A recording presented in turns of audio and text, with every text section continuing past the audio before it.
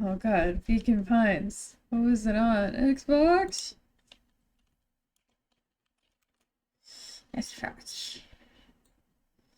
Xbox. Nope. Nope.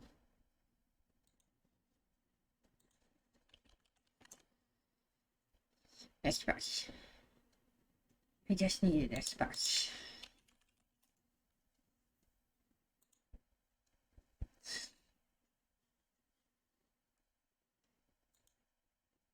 Hello! Hello, everybody! I made it just in time! Let's see. I'm playing Beacon Pipes! They need to be so loud. I'm just excited. I like this game a lot! Oh right, I gotta put my headphones on. Oh right, I gotta get the controller. I'm getting the controller. I'm getting the controller. I'm going to get the controller. I'm getting it, I know where it is.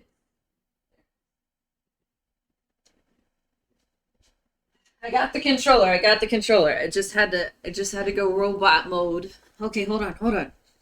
I got the controller. I can do it. Oh yeah. Look at this fluid motion again. I've been up this whole time. I'm so sorry. That wasn't like that before. It's because I went robot mode. Okay. A lot of energy this morning. I took a nap yesterday. It's all good.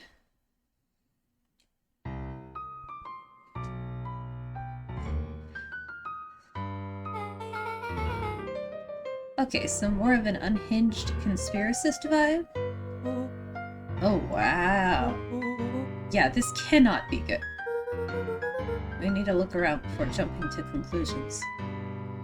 Okay, so let's recap. This is his grandma's secret lair, and there's a lot of information here. There was a file on his passed away father, and we just found out that his grandma was working with the bad guys, and we don't know why. And when she was asked for the reason, she said family. So that's what we're working with right now. Luca jostled each cabinet drawer in turn. Only one was unlocked. He fingered through the filing cabinet, pausing at a bulging folder labeled Walter. For a long moment, he just stared at it. That's his dad's name.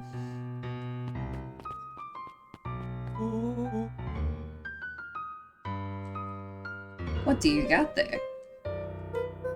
It's my dad. Looks like some of his old medical files. Your dad was a doctor? Luca nodded and caressed the label with his thumb. This is hurting me. This is some serious emotional damage. Give me just 1 second. I'm eating a waffle. We bought too many.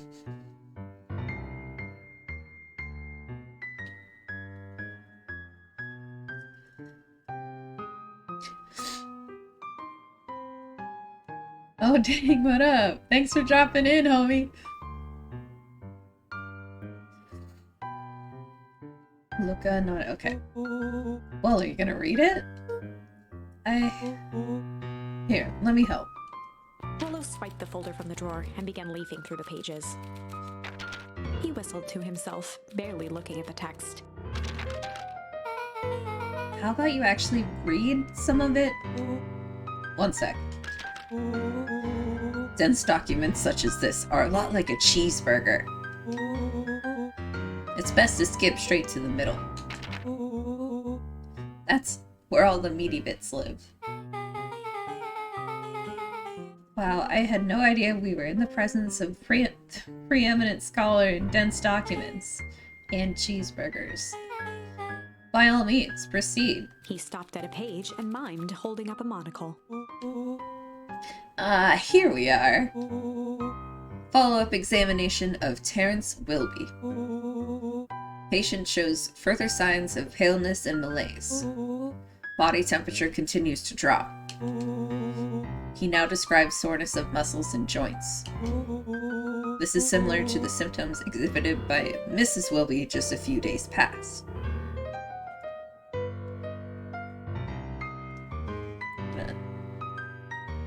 Look at that! Do you guys know I can move so fast? Okay. Oh.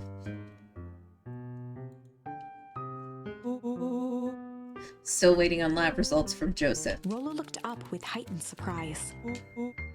See? Creepy. Yeah, that's kind of disturbing. Who's Joseph? That's Mr. Nuncreed's name. Wait. Rollo's finger traced across the page. There's more scribbled in the margins. Could it be contagious? Mr. Wilby claims the tap water at his home has been contaminated. Perhaps environmental? Lab results only raise more questions. It's like he came back to his report later and made those notes. So it might be related to something else. Rollo scanned through several more pages. Here, the writing looks shaky. I just couldn't help her. This disease, or whatever it is, progresses so fast. And with his wife passing, Terrence's condition follows close behind. Exacerbated by the loss. Enough is enough. I need to take matters into my own hands. Luca, staring blankly at the cabinet this whole time, spoke softly. What does it say next? Rollo rustled the folder, trying to loose more pages. That's where it ends. What? There has to be more! Luca frantically shoved the remaining cabinet folders, trying to find another labeled Walter. Luca, I think that's the only one. It's alphabetical, see? What did he mean? Enough is enough. How did he take matters into his own hands? This is bullshit. Luca slammed the drawer shut. Excuse me. Oh, I'll look at the crazy wall. A spider web of string connected photos of people from the town, interspersed with hastily scrawled notes. Well, she sure has kept herself busy. Is your gran a serial killer? Because I'm starting to get a vibe. Don't be ridiculous. Sure, she's just tracking the movements of everyone in town out of the kindness of her heart. She put little symbols by some of them. Yeah, Mr. Nuncreed has a check mark. The clipboards are all inside a big circle. My mom's are both on here. Both with question marks. Gus Valentine has a question mark. Eris has a question mark that's been crossed out. Mr. Kerr has a bullseye. The killer has chosen her next victim! We don't know what any of this means. Whatever it means, it's probably not good.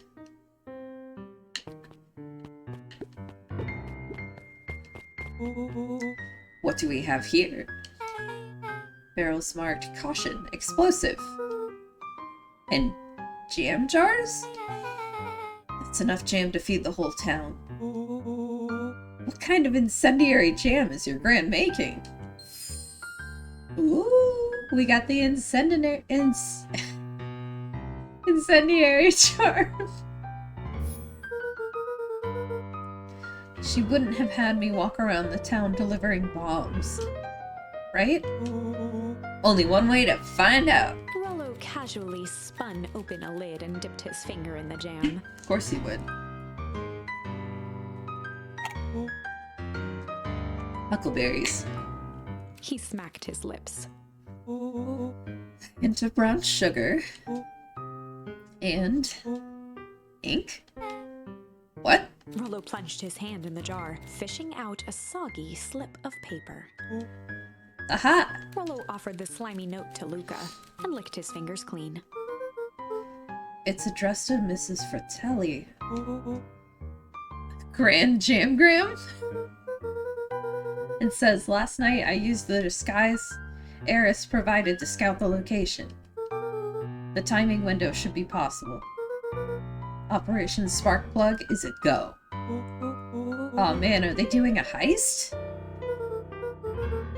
Whatever it is, it can't be good. So more a bombshell than a bomb, right? You're new here, so I'll let it slide. But I'm the bad joke guy around here. That's me!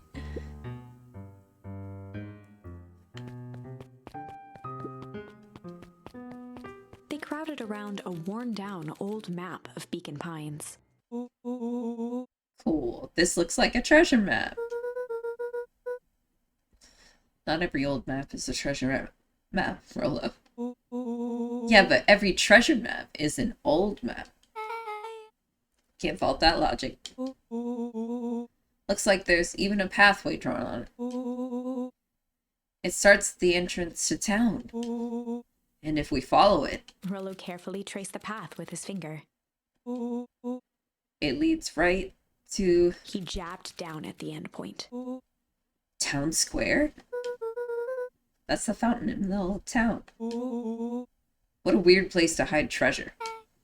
Rollo, that doesn't look like treasure to me. The end of the path on the map has the same symbol as the explosives over there. So it's not hiding treasure. A real bummer. Rollo, what's the thing you've been excited about for the past month? The festival! Ugh. Did you just say gulp? This feels like a gulp kind of situation. Everyone will be gathered near the center of town. She's gonna blow up the festival! Not if we stop her. What was that? Luca looked up from the map. What was what? No, I heard it too. That was the front door. Which means someone just shut the front door. Which means someone's upstairs. Shh, quiet. Hit the lights. Beck flicked off the light, and they became statues in the dark. Overhead, creaking floorboards bent under slow, deliberate steps. The kids looked up, the tilt of their necks following each footfall. Oh my god. Then suddenly, it stopped. Okay, I think Gren is secretly a good guy. Without realizing, they'd been holding their breath. All three exhaled shakily and glanced at each other. A muffled male voice broke the silence. Hello? A final few footsteps reached the entrance above them, and the voice now echoed down the stairs. Anyone down there? The three kids shuffled to the corners without a peep. As he began to descend the stairs, the man's voice punctuated every new step. Thump. This looks like a clipboard. Yoo-hoo. I'm not here to hurt anyone. Thump. I'm just here to help. Just... Thump. At the bottom step, the man paused, squinting to search the room for signs of life. Huh. Guess it's nothing. Rollo shifted suddenly. Luca gave him an intense, chastising look and whispered through clenched teeth. Rollo, don't. It was too late. Rollo was already inching toward the stairway. He screeched as he charged toward the shadowy figure. Why, Rollo? Why? Flaming chicken coop! With This guy. all his weight, Rollo tackled the man to the ground. Rollo? Mysterious creepy man? Anyone there? From the dark corner, they saw something move. Well, I didn't know if I had it in me. But there was only one way to find out. Holy crap, Rollo, that was awesome. Wait, did you just kill that person? Luca scrambled to the hunched figure on the ground. Pressing his fingers to the man's neck, he sighed with relief. That's not... I mean, I don't want to say it's relief necessarily, because it's still a bad guy. You sure clobbered him good, Rollo. I'm just tongue-tied today. He's knocked out cold. As Beck flicked back on the light, Luca and Rollo both gasped in stereo. Mr. Tolliver! Chapter 7. The Interrogation of Hiram Tolliver. What the frick? Still unconscious, Mr. Tolliver slumped heavily in a shoddy old chair. His hands were bound with rope, his feet tied with some loose string. The kids huddled in a circle, discussing their plan. One thing was certain, they couldn't just let Mr. Tolliver go. Yeah. They needed to know what he was doing in Luca's house. After some deliberation, it was decided. But he, knows their grandma. She delivered explosives to him. Good cop, chill cop. Good cop, hard cop. Good cop and chill cop. I don't even know what that's gonna look like. They'd run the classic good cop, chill cop interrogation. I'll handle this. Just gotta play it cool. Luca walked calmly to the light switch, flicking it off and on a few times. Mr. Tolliver shook his head, gathering his wits. Golly, I sure got my bell rung. He looked over to find Luca, who returned a calming grin. Sorry, Mr. Tolliver. This was all a big mistake. Luca, what's going on here? Why do you have me strapped down? No one's fault, really. Rollo just got a little startled. Rollo's here? Rollo and Beck emerged from hiding to give a timid wave. Well, alright. Mistakes happen. You kids gave old Hiram a good scare. Let's just get me out of these ropes and call it even. Luca glanced over to Rollo and Beck, who replied with skeptical looks. Mr. Tolliver, why are you in my grand's basement? I'm here to help, of course. Help with what? What's my gran up to? Hold on, I might sneeze.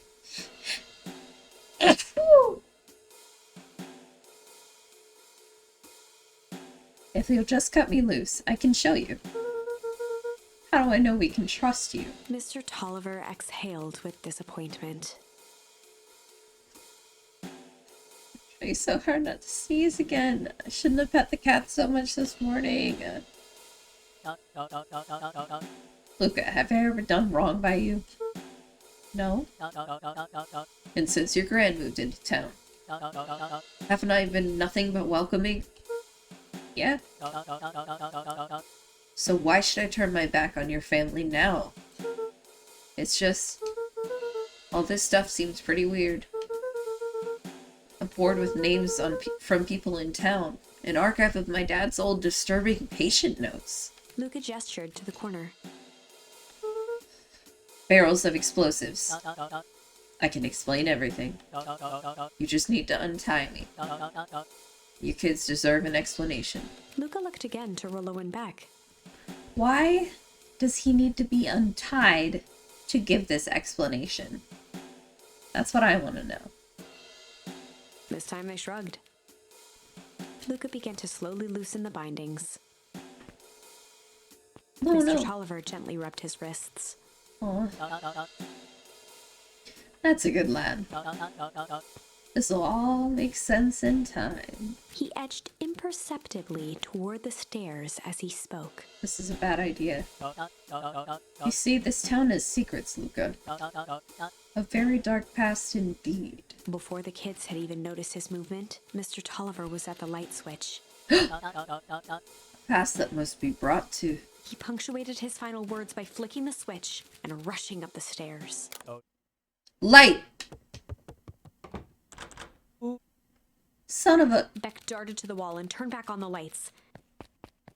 It was too late. Rollo confirmed what they all heard. He just locked us down here. Mr. Tolliver's muffled voice came from behind the door. I wasn't lying, you know. This is for your own good. You kids just keep tight down there. And let the adults handle this. They looked bewildered at each other. Play it cool, huh? Not now, Beck. They heard the staccato thump of quick steps exiting the house. The kids looked down in resignation. This isn't how it goes in Hank Atomic. For some reason, they'd always assumed it was up to them to save their town.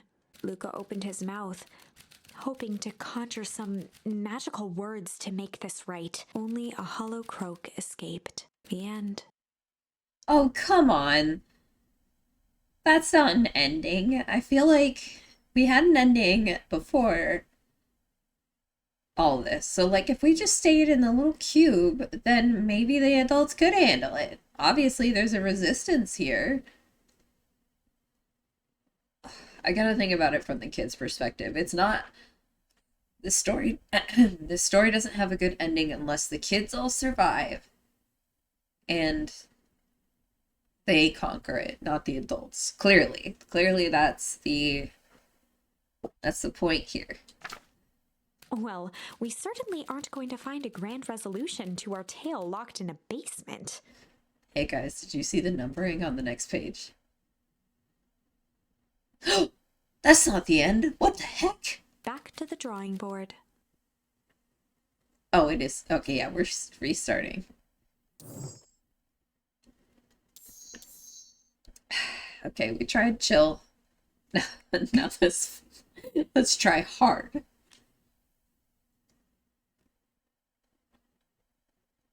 I just gotta say, I love the art style. Drink your water, take your medicine, now is the time. We're gonna do a little... I'll wait for you, okay? I'll wait for you to take your medicine and drink your water. If you're drinking water, congratulations, you have drank water. You are gonna live a little bit longer. Okay. Okay. Okay. Take your medicine. You will also live a little bit longer if you take your medicine. Any kind of medicine. Just take care of it. Make sure you are having a good day, okay? Do it hydrated, do it up, do it good. I'm gonna stop talking for a second. Go get your water. Go get your medicine.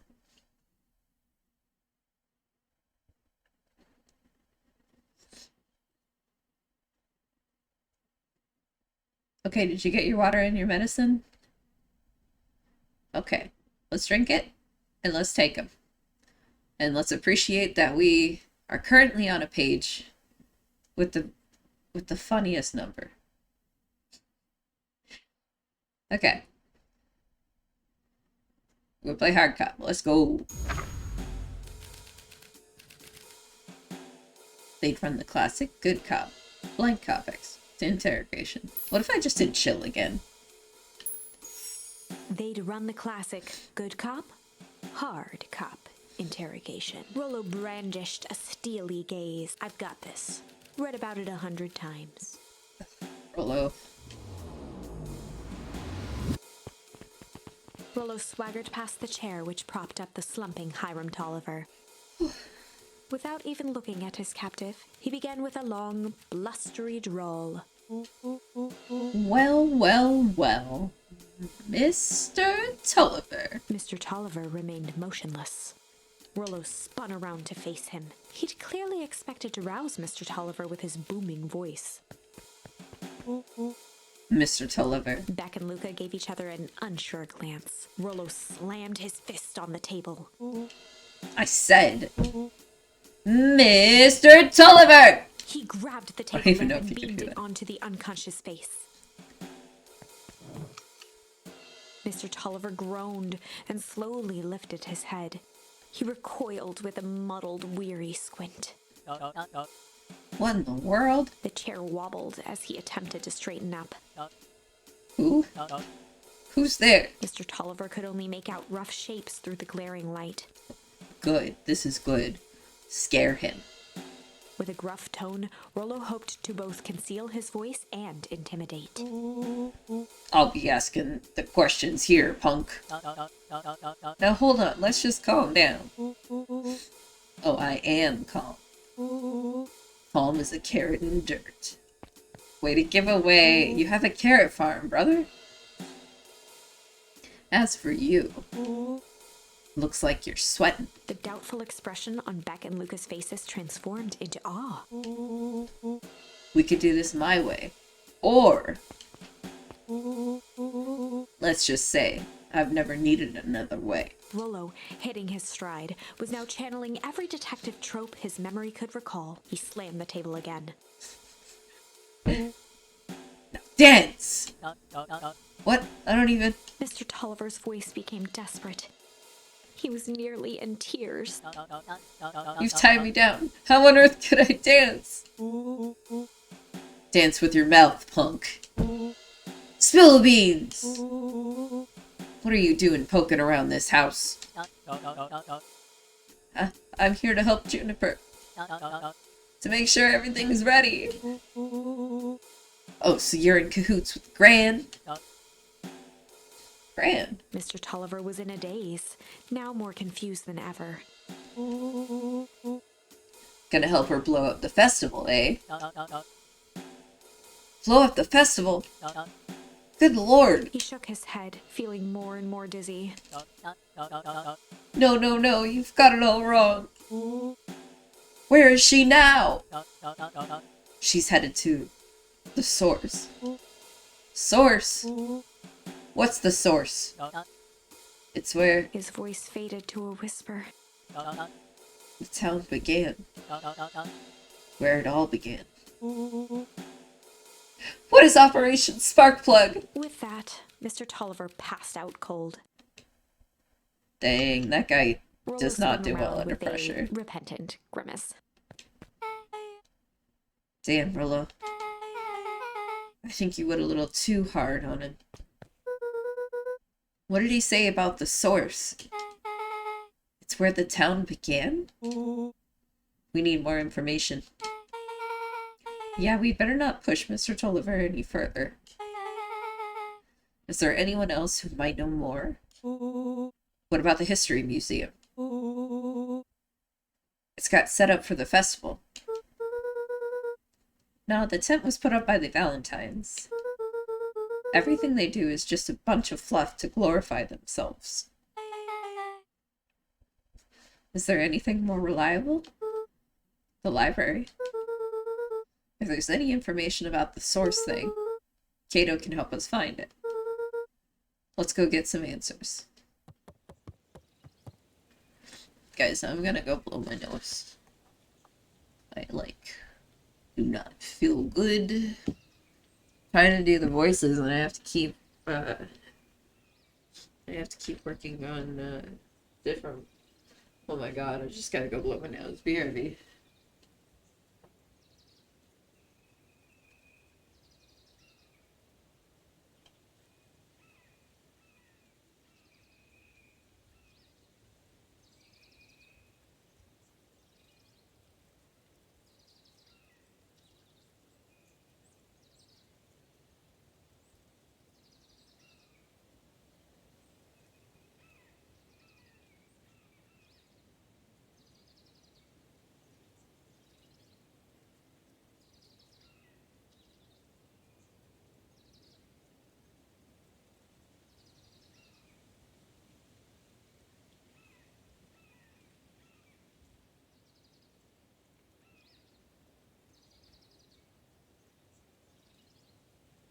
Didn't I do it for you?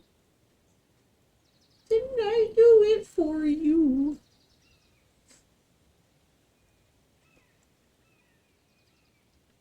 Hermie. Drink your water.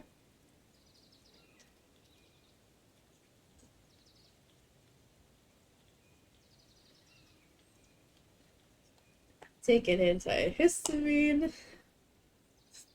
Try not to cry because your nose is so stuffed up.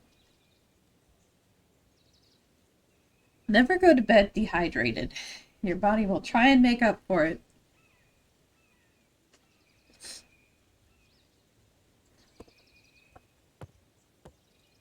Okay, Luca. Let's kick it, brother. Sorry. Let's go. This is a dang nice library. Thanks, we work hard on it. Big glass. Oh, with my glass of water. It's not safe.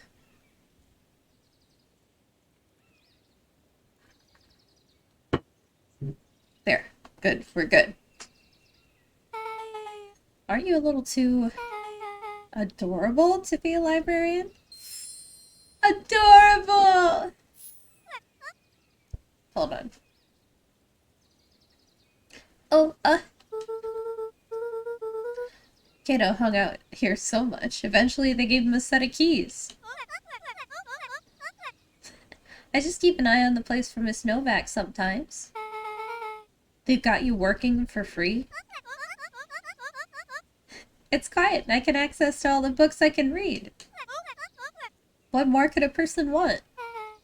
Fair enough. What can I do for you all? We need a favor. I already told you and Rollo. I can't put you any higher on the wait list for Hank Atomic. And if you're here with more candy, I'll have you know I can't be bought. Call it a personal code of conscience.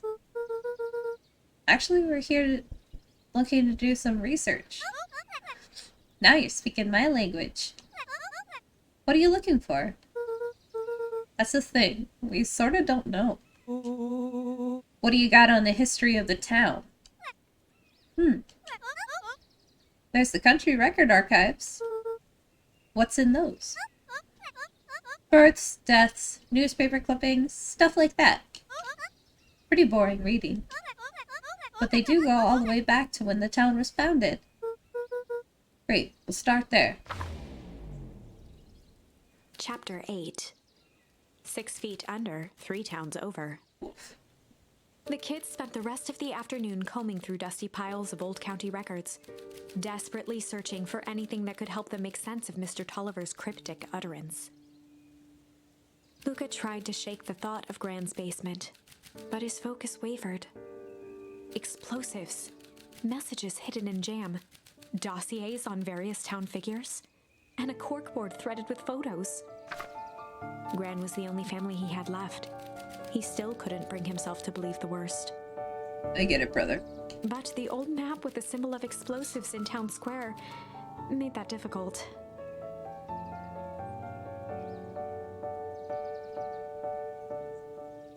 Oh my god. As the sun began to set, the kids were no closer to the truth.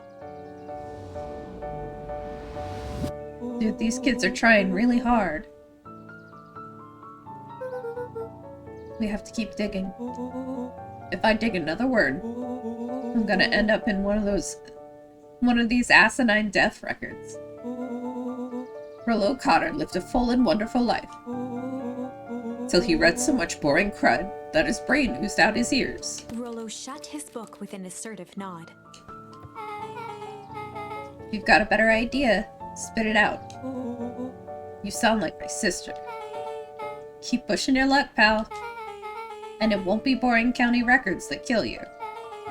I'll put you in the obituaries myself. Rollo muttered under his breath. You're a county record. Really? That's the best you got? When I'm done with you, you'll be the footnote in history. Just like... Beck slammed her finger down on the open page before glancing down to read. J. Hartford here. I'd love to see you try. Hey, hey, hey. We're all a little tired here. Let's just take a moment and... Something tickled the back of Luca's mind. Wait, what was that last name, Beck? In the obit? J. Hartford. From the Brookville Tribune, 8 years ago. That can't be right. What is it? J. Hartford. That's my grand's name. Jennifer Hartford. Maybe there were 2 J. Hartfords? Miss Hartford is survived by her young daughter, E. Hartford. My mom's name is Eleanor. Okay, this is getting creepy. If your gran is 6 feet under, 3 towns over, then who am I living with? The question hung in the air. I feel like it's his mom, but she got exposed to the toxic sludge and was aged.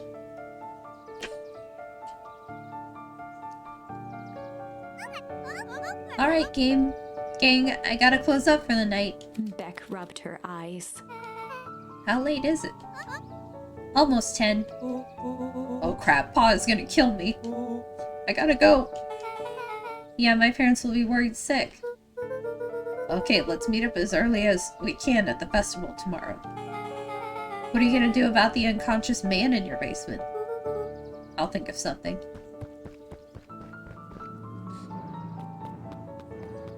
Luca's heart was pounding as he approached the house. If he was lucky, Gran, or whoever it was, hadn't gotten back yet. And of course, there was Mr. Tolliver tied up and unconscious in the basement. Dealing with him would be the first order of business. Luca shook out his arms to calm his nerves before entering. Maybe he can act adorable and be like, I don't know anything about He it, was sir. perfectly still, tempering his breath, and to listen closely. I gotta shut the fan off in here. It's freaking freezing. Freezing. Robot mode. Alright. That is so much better. I'm in so many sweaters.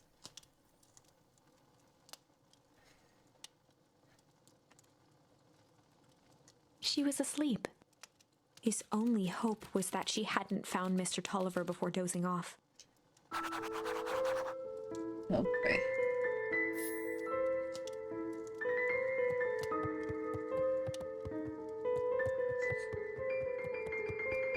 Dude, we just left this open? Uh-oh. Oh no. Mr. Tolliver was nowhere to be seen. Uh-oh. Maybe he woke up, escaped from his findings, and left without a trace. Or maybe Gran knew everything. What do I do? Luca's hungry stomach groaned. Not realizing it, he'd gone the entire day without eating. Boy, you gotta eat. Lesson. These are lessons you have to eat. Okay, I can figure this out. Just need a little brain food. Luca rushed over to the pile of jam jars, unscrewed one, and shoveled a handful into his mouth. I'm afraid your jam delivery will be delayed. He flipped the lid to read the label. Mr. Nuncreed. Okay, now I can think. So if Gran knows we tied up Mr. Tolliver, I'm screwed. If she doesn't know, then I need to play it cool. I guess the only option is to go to bed and act as if nothing is wrong. Gran will think Mr. Tolliver finished what he was sent to do and left when he was done. Oh boy. No, go out. Can I close this? Why are we leaving it open? Of course she's gonna figure it out.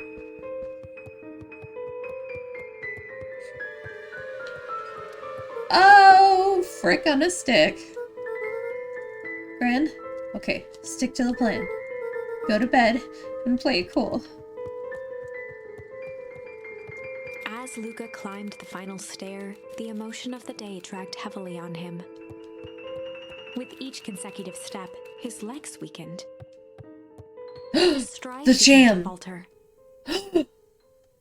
He tried to grab for the railing to steady himself. Something was wrong. Come on, legs. Just a few more steps. Luca groaned and tried to move. His limbs might as well have been bolted to the ground. Through numb lips, he mumbled just before falling asleep. The germ? The jam.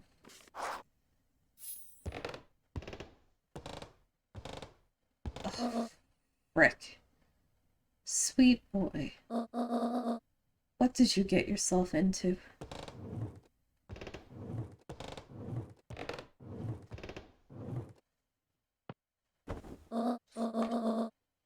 rest now and let me handle everything. Dude, he's gonna suffocate if he keeps sleeping like that. Chapter 9. A speech to end all speeches.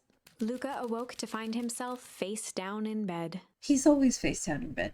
He moaned into his pillow. Why would Gran drug him? Or rather, why was she trying to drug Mr. Nuncreed? Yeah, that's a good point. Although we know he's a bad guy. Shaking the questions from his woozy head, Luca snapped back to the matter at hand. He totally did snap back. He was like, the festival! Do I need anything? No.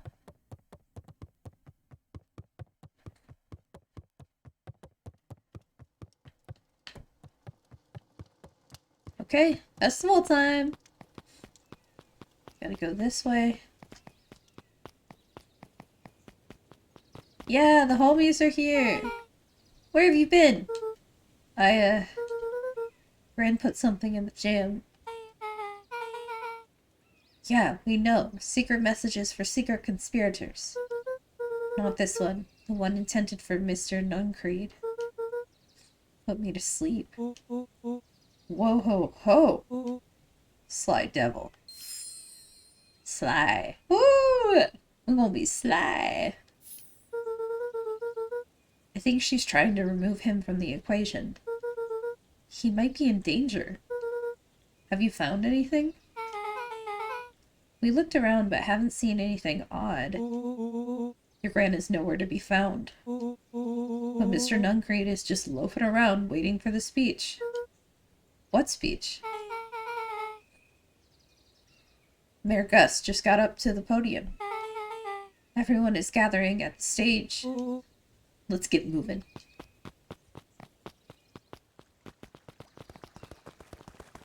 Augustus Valentine nervously wiped his brow.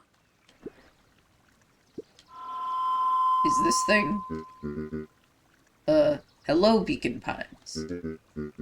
I'm Augustus Valentine, your mayor, and I suppose you already know that. Oh yes, before we get started, I just wanted to take a moment to recognize someone who couldn't be here today. This town wouldn't be where it is today without my father, Sharper Valentine. So I thought we could begin with a round of applesauce. Oh my god, I'm a disgrace. I said applesauce. I thought they were gonna eat applesauce together. Let's get a round of applesauce out there. Woo! We love nutrients. We love fiber. So I thought we could begin with a round of applause. I almost did it again. With a round of applause befitting such a great man. Scattered applause. Even that's more than the old codger deserved. Gus cleared his throat and awkwardly loosened his tie. Right, where was I? William Kerr bounded on the stage with the energy of a preacher at a big tent revival. Gus Valentine, everyone. He gave Gus a hearty slap on the back and motioned him off the stage. Let's hear it for our mayor. What a great turnout. Aw, heck, I didn't prepare anything. But I suppose I could say a few words. It would be a shame to waste such a beautiful podium. Mr. Kerr pulled a thick stack of note cards out from his vest. Oh my god, big lying moment. Community, conviction, commitment. These are the things we celebrate at Perennial Harvest. For us, these are the pillars of...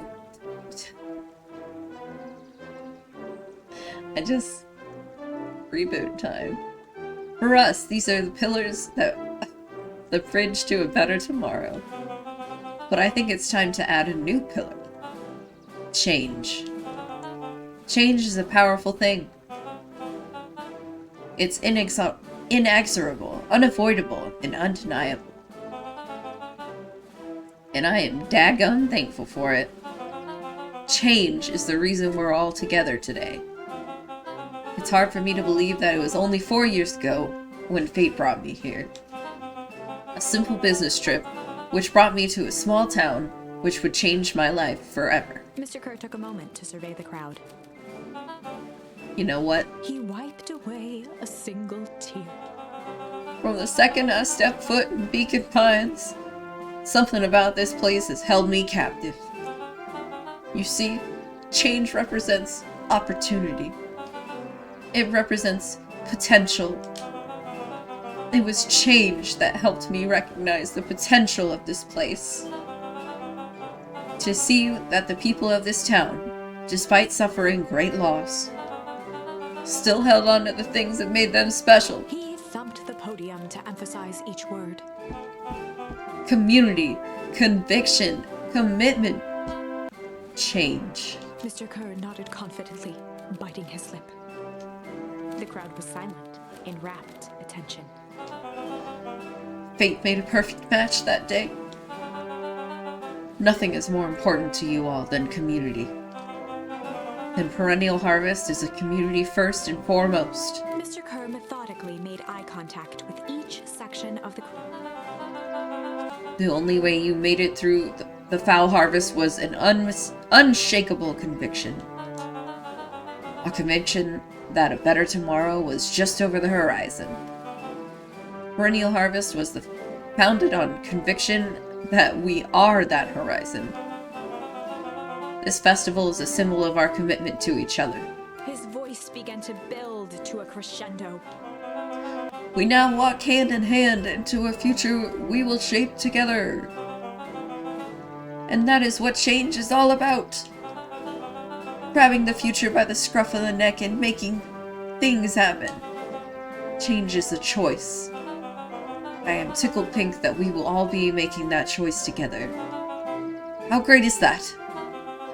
Just imagine what we could accomplish. What was that? The crowd began to look around nervously. Don't worry. A little thunder isn't going to ruin this day.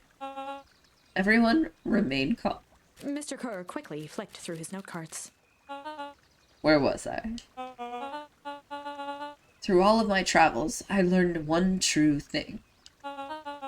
One always reaps what they sow. We have all planted a lot of good in this town. And so, it is with a happy heart that I can proclaim, He raised his hands up to the heavens. our harvest awaits!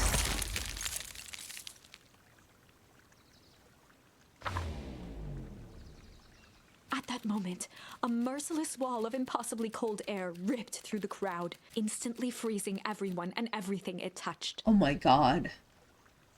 For a man like William Kerr, this was a fitting way for things to end. On a stage, with an entire town frozen in rapt attention for the rest of time. The end. There's that ice again! Whenever I think we're getting close, it comes along and ruins everything. Yes, I agree. Maybe we should just quit? Maybe you should just close the book, walk away, and never think of me again. No, I don't mean that. We got a little closer this time. We just need to try again. Please. I will. Okay, alright. We've got another option here. Just to be sly. What? There certainly are a lot of branches on this tree. I don't get it. Well, I guess I do get it. We knew that something was going to happen at the festival. Are those branches moving?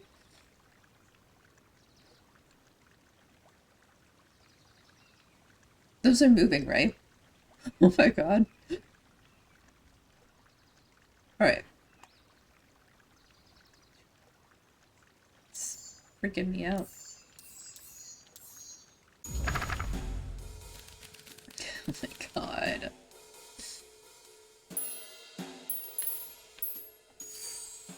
run the classic good cop, sly cop interrogation. Luca and Rollo ducked behind a barrel, leaving Beck to her task. Oh, Beck is With a few interrogating. crisp snaps, she roused Mr. Tolliver. What? What's going on here? You're that Modewell girl. Please, call me Beck. Sorry about all this. Mr. Tolliver looked down and shifted a bit, testing his restraints. It seems there's been a mix-up. You see, I'm down here for the same reason you are.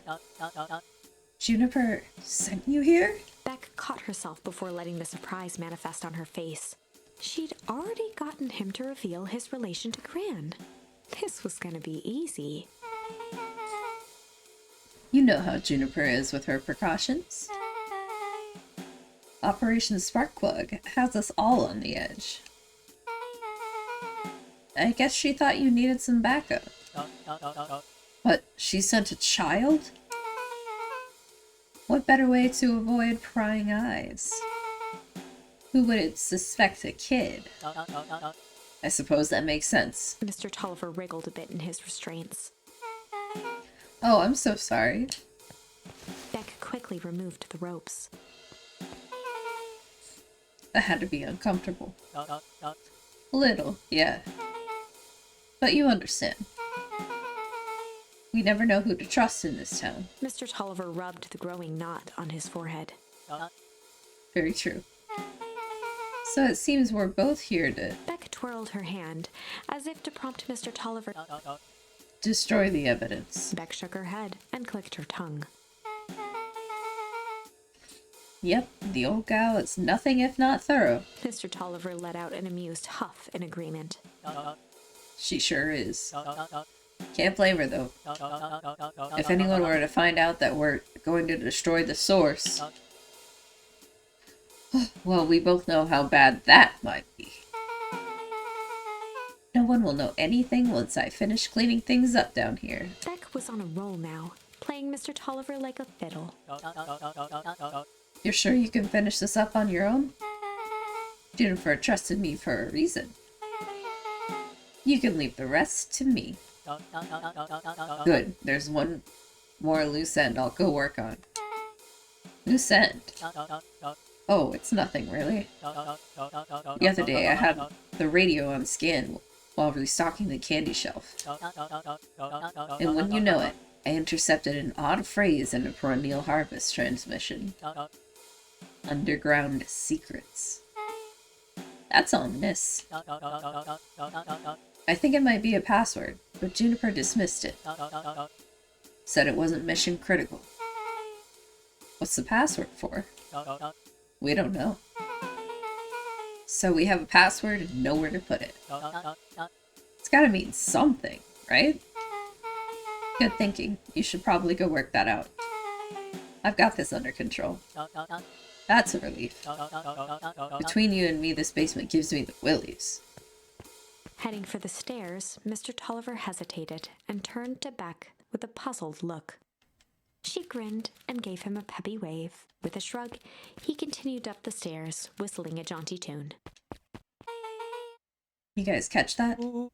Sure did. The whole time, Mr. Tolliver's had a candy shelf. But all he ever sells us is apples. Beck blinked slowly in disappointment. The password, Rollo. Well, sure, but once things are back to normal, I'll be having a word with Mr. Tolliver about that candy shelf.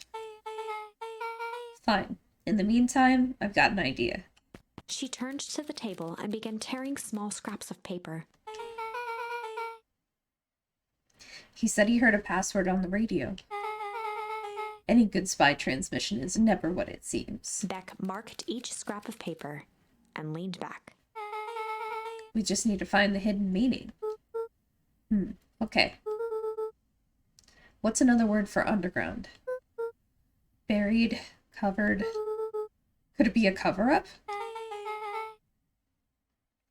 Maybe it's one of those each letter is a number thingies. So you would be 21. N would be 14. D would be... Oh. It's an anagram. Nuncreed's drugstore. Luca and Beck looked at Rollo with amazement. What the hell, Rollo?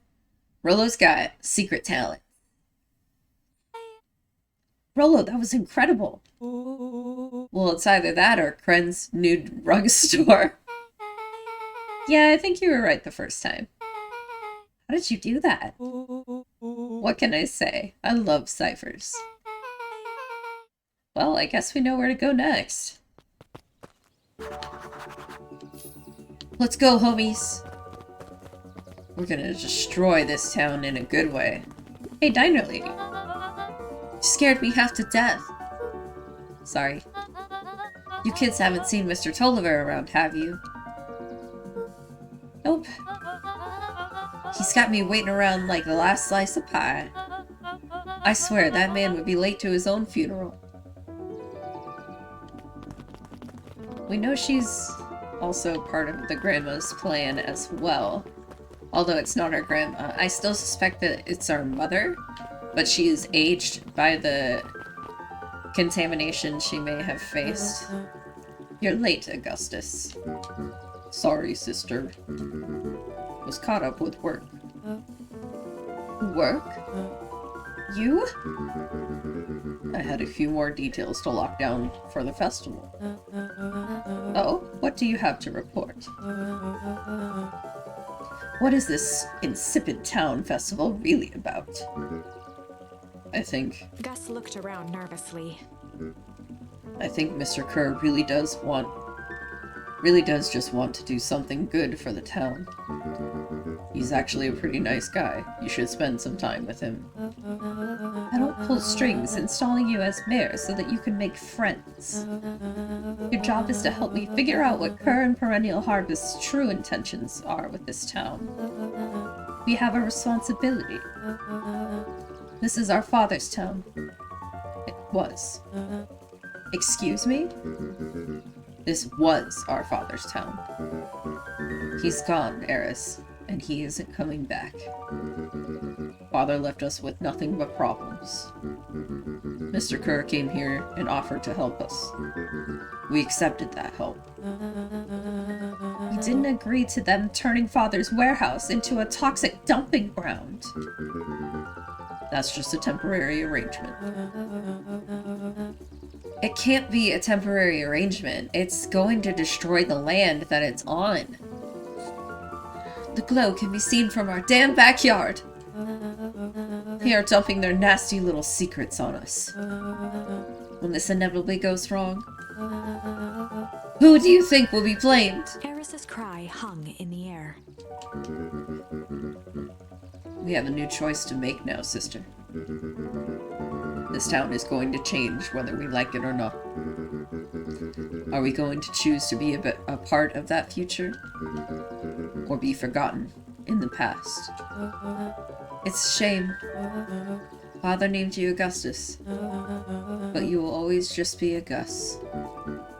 Good night, Eris. I'll see you at breakfast tomorrow.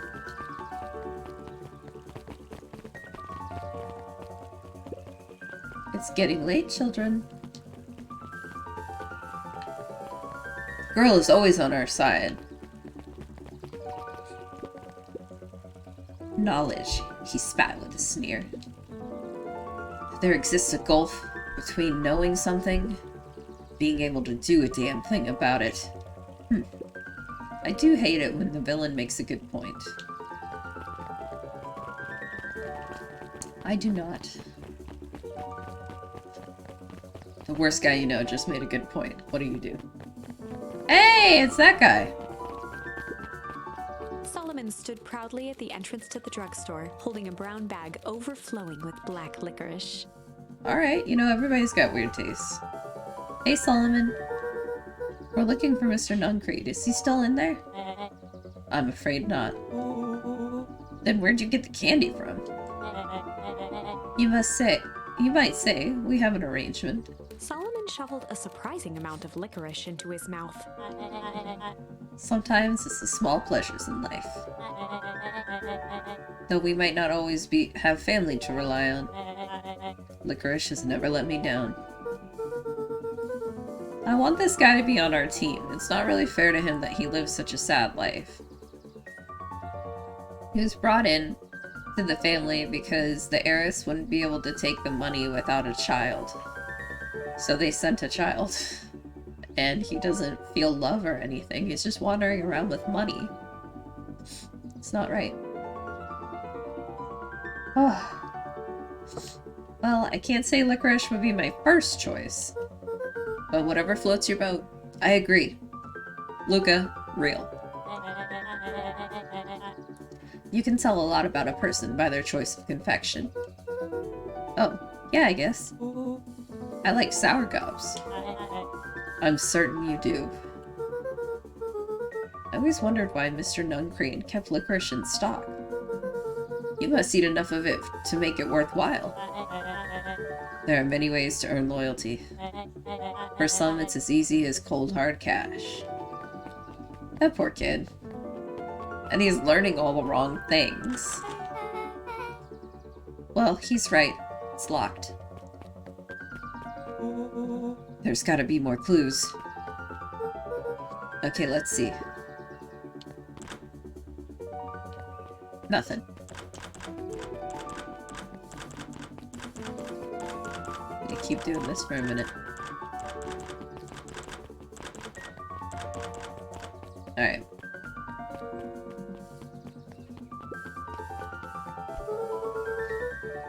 You ever seen anyone actually use this thing? Besides Mr. Nuncrane, no. Beck cupped her hands on the glass to peek inside. That's not a normal phone booth. It's got, like, a blinky keypad. So, why would there be a blinky keypad? Friends Nude Rug Store! I mean, Underground Secrets. The password. Beck flung open the door, and they all squeezed in.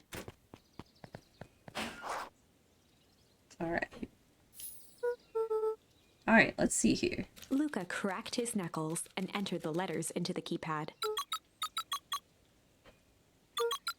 Underground Secrets.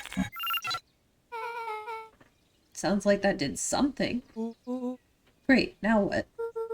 I guess we... The inside of the phone booth dropped loose from its shell. Without even the space to panic, they closed their eyes, held their breath, and accepted their fate. No! Suddenly, the chaotic descent slowed to an effortless landing. Okay. It was unclear where they ended up, but at least it was solid ground. You know what, Air this was looks... stagnant and smelled vaguely of chlorine. Okay, hold on. Real quick, this room looks like the laundry room in Luigi's mansion. Anyway, I knew it. You knew there was a secret hub full of strange tubes under the phone booth? Of course I did. Didn't I say that? No. I definitely thought it. Luca, do you remember when I said how cool it would be if the transdimensional conduits from Hank Atomic issue number 12 were real? Rolo, at one point or another, you've said that about every technology ever discussed in Hank Atomic. That's why I'm such a good predictor. It looks like each of these has something written on them. Mining Operations Alpha. You guys have mines here? Not that I know of. This town is all farms and fertilizer. And a series of tubes. Pa always says you can only trust a miner up to the point when they hit gold. Not sure how that wisdom applies in this exact situation. I know how it applies. He's saying, you know, their intentions were good at first, but then once they get what they're looking for, they get greedy. The thing about Pa, you don't always realize what he means until it's too late.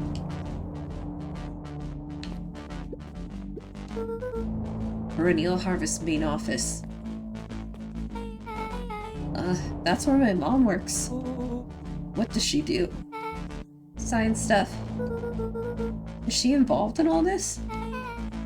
We just moved here. How could she be involved? True. Excuse me. Valentine Fertilizer Warehouse. Isn't that where you almost got snatched? Yeah.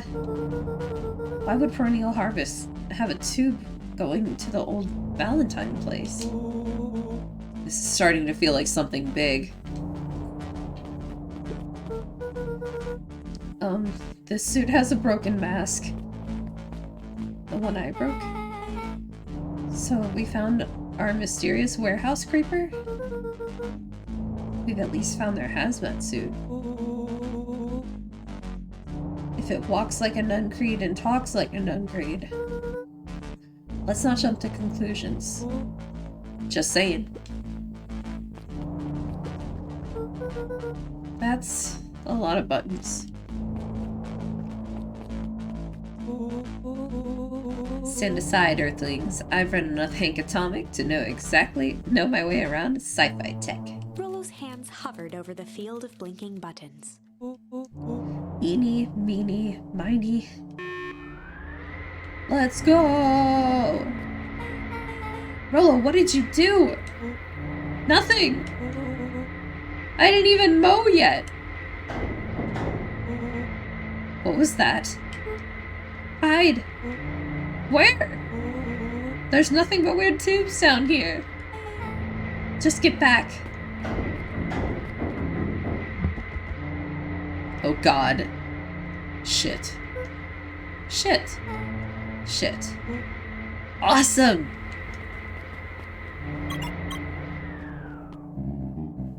You all need to come with me. Now. We aren't going anywhere with you. Not until we get some answers. Mr. Underground's secrets. I told them it was an absurd fast word. But they love anything that makes them feel clever. They who? That's no matter. If I can keep you hidden until after the festival, I might be able to save your skins. We don't care about our skins. You should. Hold on now. I like my skin.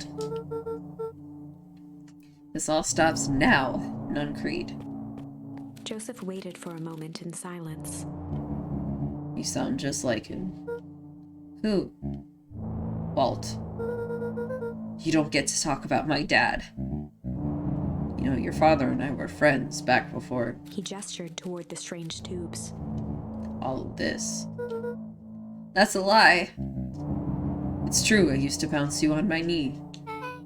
What happened? Same thing that always happens. Reality, complications, life. We were a team, Walt and I. An idealistic doctor and a bright-eyed pharmacist. Both hell-bent on helping folks. So you were his sidekick? No. We were partners. He helped the patients and I helped him. Yep, total sidekick. Nuncreed let out a growl of a sigh. Luca, I need you to know this. I need someone to know this. One day, Sharper Valentine comes to us. Says he's got an opportunity. He found something he didn't quite understand. And he was willing to pay us both handsomely to help him understand it. And my dad said no. Your father and I both believed in helping people. But the thing I could never get him to understand was, it's a lot easier to help others if you help yourself now and then. Classic sidekick into villain plotline. Walt loved being righteous, almost more than he loved his family. He was wrong about one thing, though. When he begged me not to take Valentine's offer, he said, Joseph, If a person says yes one time to Sharper Valentine, we'll make sure they keep saying yes to him until the day he's dead and gone. He shook his head wistfully. Sharper's long gone, but he's still got me saying yes. Is there a point to this sob story? Not really, no. Just an old man trying to delay what needs doing. Nuncreed took a menacing step towards the children. I tried to keep you safe. I tried to keep you and Juniper out of this. But you forced my hand. Luca began to laugh. What? You really don't know? My gran isn't out of this. She's been scheming right under your nose. Juniper? Seems like she's planning on crashing the town's party. She's going to disrupt the festival? Why would she? The color drained from Nuncreed's face. How does she know? Apparently she knows a lot of things. What? Let's just say this isn't the only underground lair we busted into today. And honestly, hers is way cooler. She's got maps and explosives and bad intentions, big man.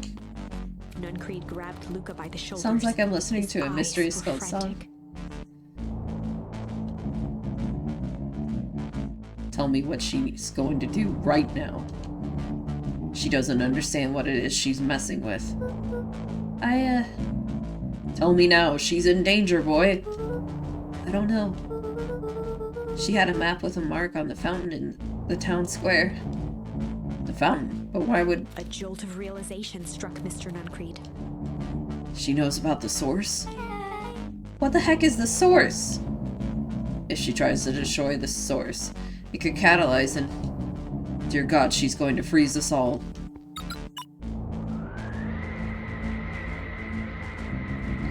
You all need to run. Run where? Away.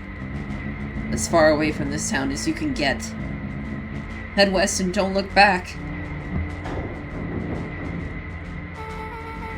That did not go how I expected. So, we were totally following him, right? Totally. See you on the other side. You good? Yeah. I love this town. Boy. Chapter 8. The Cold, Hard Truth. Oh. Beck leapt up, allowing the suction to yank her into the dark. Dimness eclipsed around her like the shutter of a camera, as she seemed to cover great distance in mere moments. Her only points of reference were glints of upcoming turns, which approached with frightening speed, only to carom her gracefully along. She heard the tinny, distant echoes of Rollo's glee. Once she stopped fighting against it, the ride was impossibly smooth. Then, all of a sudden, as if minutes had passed in an instant, light blazed into view. A burst of wintry air snuffed across her face, and she was flung out into the cold. Oh my God.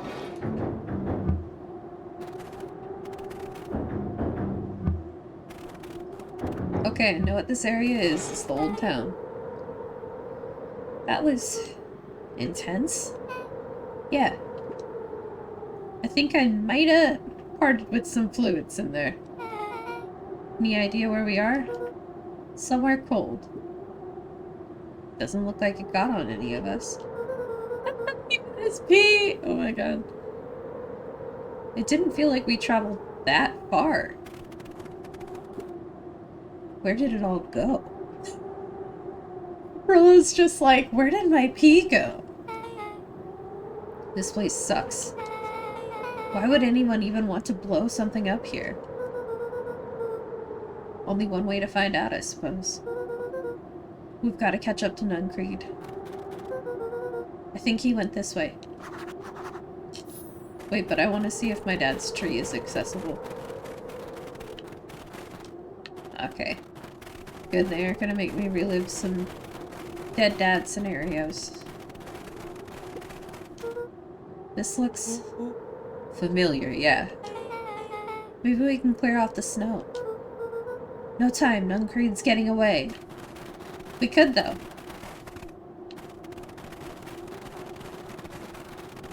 The sound of them running in the snow is good. Okay, this is starting to feel really familiar.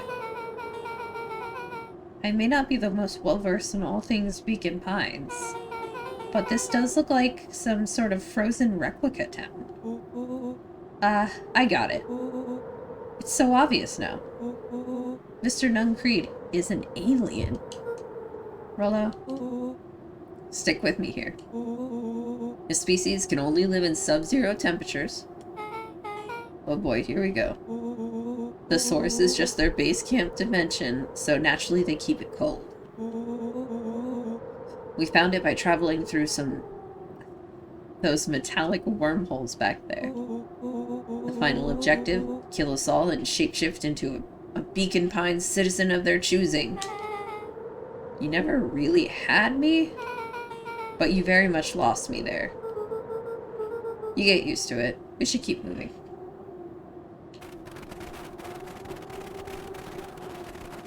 As they rounded the corner to the frozen town square, they spotted Mr. Nuncreed inching cautiously toward a pit at its center.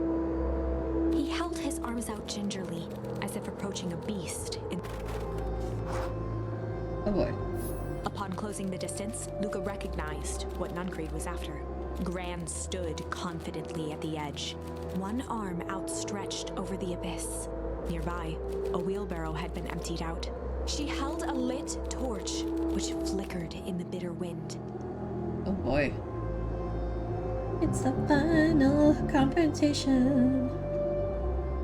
Juniper, I don't know what you think you're doing, but I assure you this is not going to solve anything. If you drop that, you've doomed this whole town. Oh, it wasn't me who doomed this whole town. I've been watching you, Joseph. I know what you've done. You and your co-conspirators. Gran? What's happening? Luca, you and your friends need to leave, right this moment. Mr. Nuncreed turned back toward the kids, desperation in his eyes.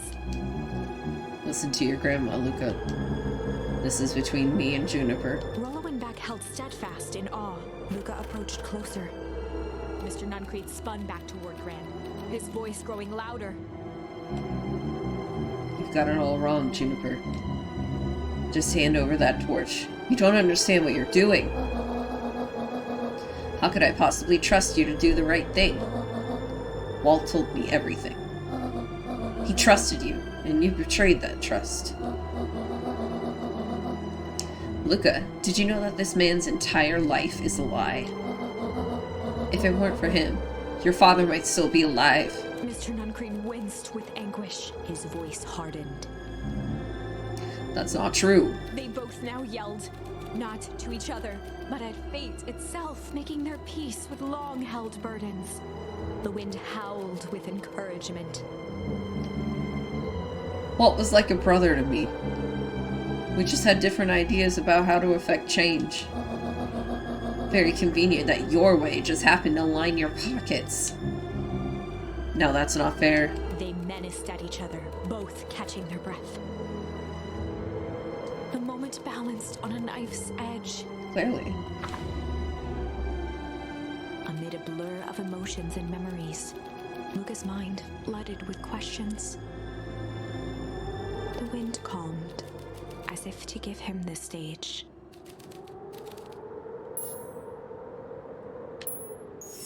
And in the stillness, he began to hum. Yes.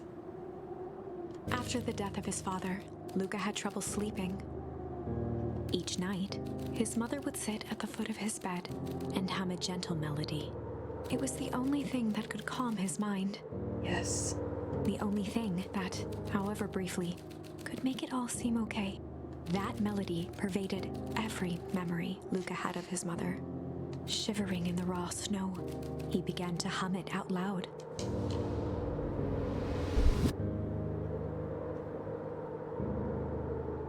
I want to hear it.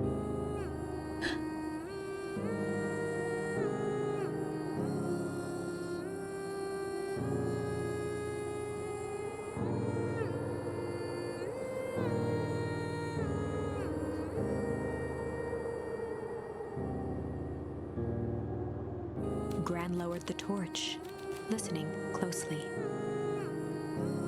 As recognition slowly set in, her heart sank. Those countless nights of consolation, I knew it was his mom. the incomparable loss they shared together. She let the torch fall to the snow and sizzle out. A few steps toward Luca was all she could bear before dropping to the snow herself. Through a flood of tears, Oh my god. she began to hum along, note for note.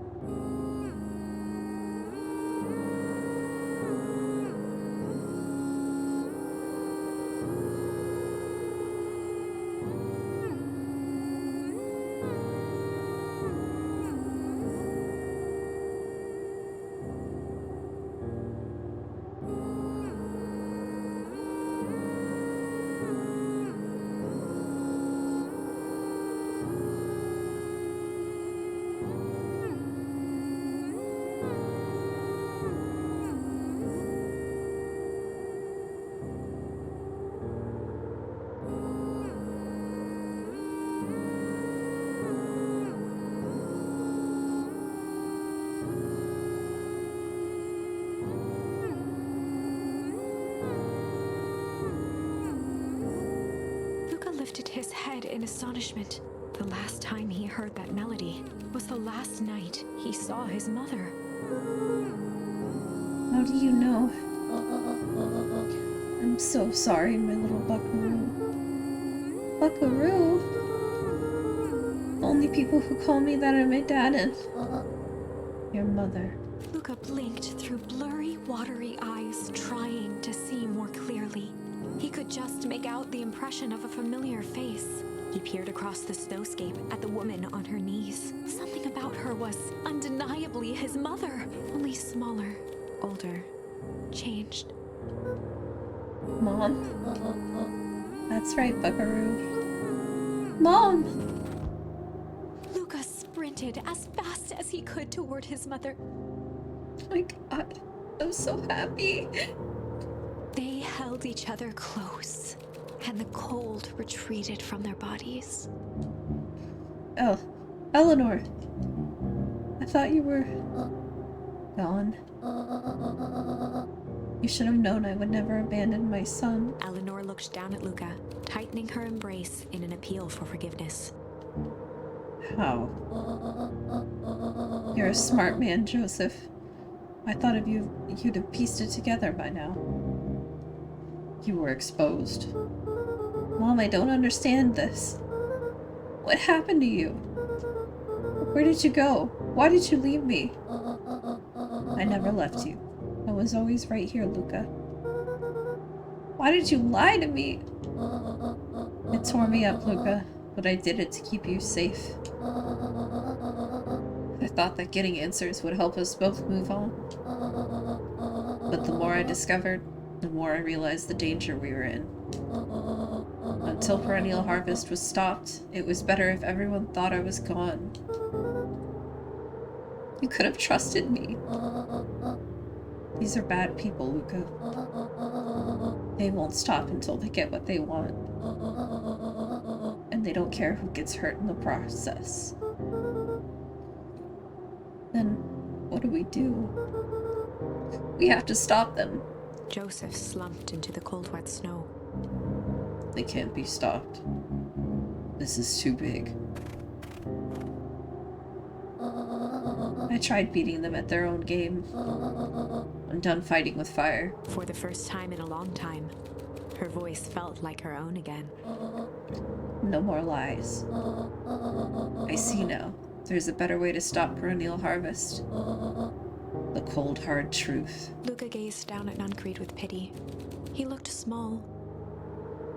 Joseph stared into the snow, as if searching it for answers. Come on, everyone.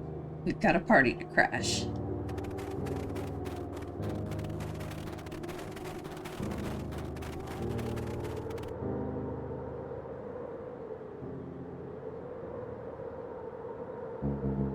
You don't understand. He always wins. Chapter 9. We keep getting to chapter 9, and I'm so worried. The devil you know. Oh! 7 months ago, Eleanor Van Horn crept down the maze of sterile hallways under perennial harvest. She stopped in front of the large steel door marked Deep Engineering. Oh my god. That's where, oh my god. That's one of the moms. I can't remember her name. That's where she works. No turning back now.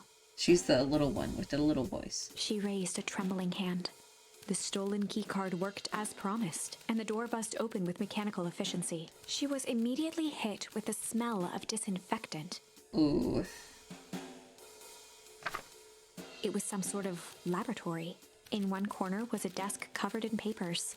Across the room stood a tall metal pod with hoses protruding from its base. She rushed to the desk and began shifting through the piles of papers. They were experiment reports on something called Tempus liquamen. There were dozens of them, every one stamped failed. Ooh. Eleanor heard the sharp echo of footsteps approaching. She was out of time. Her eyes scanned the room, eventually landing on the strange pod. Muttering a curse under her breath, she dashed over and dove inside. Oh my god, is this her story?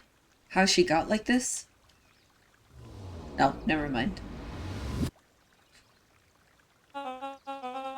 And that is what change is all about.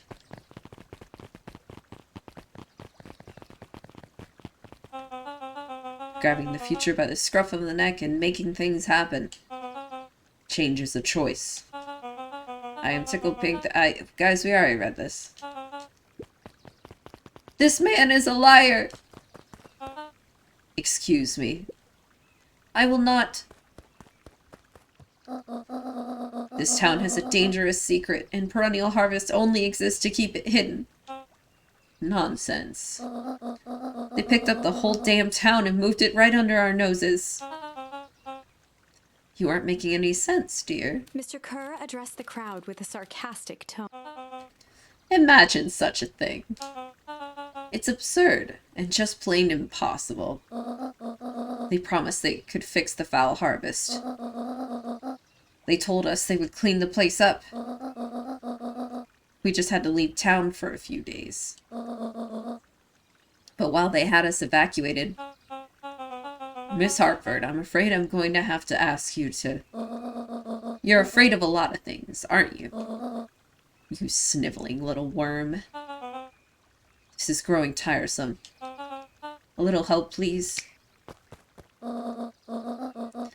Don't you see? This festival is a sham. An excuse to have the whole town gather in one place. They're planning something awful. I don't know what, but these people are wicked. Don't listen to her. She has absolutely no proof. I am the proof. I am Eleanor Van Horn. Whispers filtered through the crowd.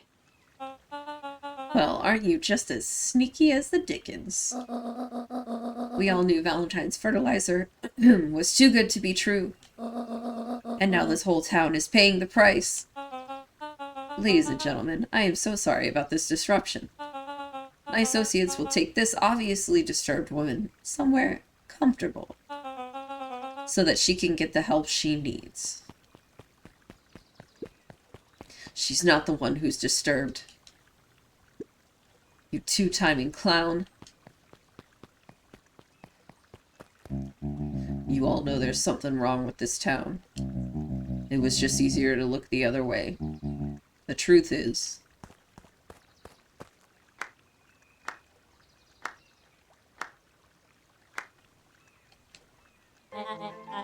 That's quite enough, Mr. Nuncreed. Torment dragged on Joseph Nuncreed's face. Yes, sir. Take them away. No, I want them to see this. Ah, the ever-tempestuous Eleanor Van Horn. You've been quite the thorn in my side. Like a weed that's burrowed in where it doesn't belong.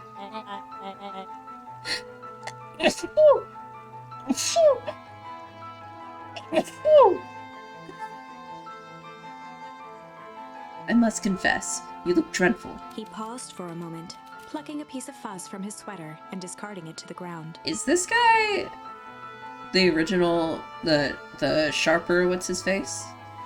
And they just found, like, the opposite of the serum that makes you young again? Consider yourself in rare company. You've managed to pull one over on me. It won't happen again. I knew you had some sort of plan to disrupt our little party. But alas, I expected something a bit more impressive than incoherent rambling. No matter, your failures are yours to bear. Mr. Kerr. Yes, sir. It's a shame it was cut short, but I thank you for that rousing oratory. I will take it from here. Yes, sir. Of course, sir. You have done quality work for me, William. You can look forward to the recompense we agreed upon. Kerr gave a bow of deference. Founder, you are most gracious. Gasps rippled through the crowd. Thankfully, we can dispense with the formalities from here on out. Solomon pulled a glass vial from his pocket. In one smooth motion, he downed its contents. A triumphant smile grew across Solomon's lips. Uh-oh. You can all call me Sharper Valentine. His body and face began to contort and expand as he disappeared into a belching green mist. Oh god. I knew it! Right before A this. hushed horror gripped the crowd. No! This is a story about change. What? No! Ah, so you didn't see that coming. Good. Sharper examined his new hands. Well, this is quite the improvement. Everything looks so much smaller now. Eleanor was right about one thing. The festival was a ruse. I wanted you all to witness my glorious return with your own eyes. Why does everyone look so downtrodden? This is a celebration, people. Maybe it would help if we set the mood. Mr. Kerr, be a dear and reveal the sign. Uh-oh. Sharper Valentine Festival. Ha! Wonderful. Sharper choked out a crude squawk of a laugh. Frustrated grumbles sprinkled through the crowd. Sharper, you malicious bastard. Malice. I'm glad you're back so I can tell you to your face. You destroyed this town. We ain't gonna let you get away with it again. Sorry, this is not the time for audience participation. Some assistance, Mr. Kerr? William Kerr gave a subtle nod to the clipboards. You coward! Does anyone else have something to contribute? A helpless quiet settled over the crowd. I thought so. Do you all truly believe you could be free of me? A town of complete and utter fools. You people should be celebrating my return. You're clearly lost without me. And that leads me nicely to my children. Daddy? I gave you both the greatest gift a parent could give. The opportunity to prove yourselves in my absence. Squandered. To say I'm disappointed would be an understatement. But Silence, Augustus. An adult is speaking. I don't know which is worse. A son who is completely hopeless, or a daughter with such potential who inevitably lets me down. Eris, you fail me with admirable consistency. Thankfully, I was counting on it this time. Father, I have been wasting time, my dear. What have you accomplished? I was focused on cementing our legacy. Legacy? Who needs a legacy when you can live forever? But what about... It's alright, kiddo. I'm afraid you suffer from a complete lack of imagination. There's just no helping it. Now then, where's Joseph? You didn't take the opportunity to slip off, did you? Ah, there he is. Everyone should give him a hand. None of this would be possible without Joseph. I think you've said enough. Nonsense. The people deserve to know how helpful and loyal you've been. I only did what I did because he left me no choice. You've always had a choice, Joseph. You were simply too weak to take it. No matter. Cheer up. You are about to be rich beyond your wildest dreams. You should follow Mr. Kerr's example. When I found him, he was in a sorrier state than any of you. An aging actor, desperate to recapture his youth. He played his part, and soon he will be able to play the leading man again. I just want to say, this reminds me of, like, he's like Zap Brannigan. Oh, no. The guy from Futurama that came back, and he was, like, the businessman that Fry got along with, because they both were frozen around the same time. That's this guy. Or Mr. Kerr, rather. Forever, in fact, if he remains loyal. That goes for all of you. Well, those who haven't already frittered away my goodwill. Beacon Pines is mine again, and I'm willing to share its spoils in exchange for absolute loyalty. Are you saying William Kerr was never in charge of Perennial Harvest? Ha! You think that puffed up Blatherstrike could... You think that puffed up Blatherskite could have accomplished any of this? Dawn, I suppose it's time for your big exclusive. Sharper addressed the crowd with indignant pride. He'd planned this moment for so long that now, at the deed's fruition, it almost felt frivolous. You see, I needed a figurehead to hold things down while I orchestrated my return. Someone to misdirect, lie, and bilk this town for a spell. So I invented William Kerr. Take your bow. You've earned it. Mr. Kerr flourished a preposterously elaborate bow.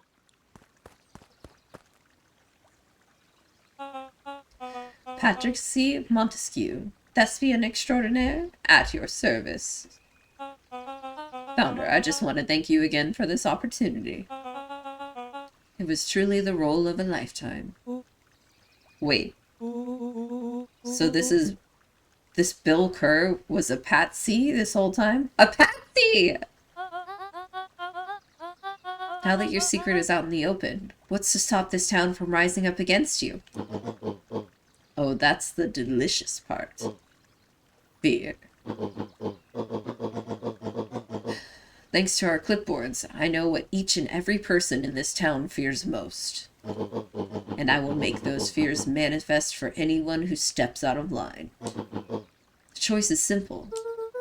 I'm not afraid of you. Ha, the young hero. I've kept a keen eye on you, boy. You and your friends made a habit of disrupting my plans. What a pity. If things would have gone a bit differently, you might have had your moment of triumph. But that's fate for you. You can't do this. Oh, but I can. I have won. Never underestimate what a great man can do, given time. Now time is my plaything. Perhaps the most expensive thing I've ever bought. But well worth it. Sorry, I just read your chat. Don't you worry about blank. Let me worry about blank. Ha. Sharper coughed up one final laugh and cracked his knuckles. Enough chit-chat.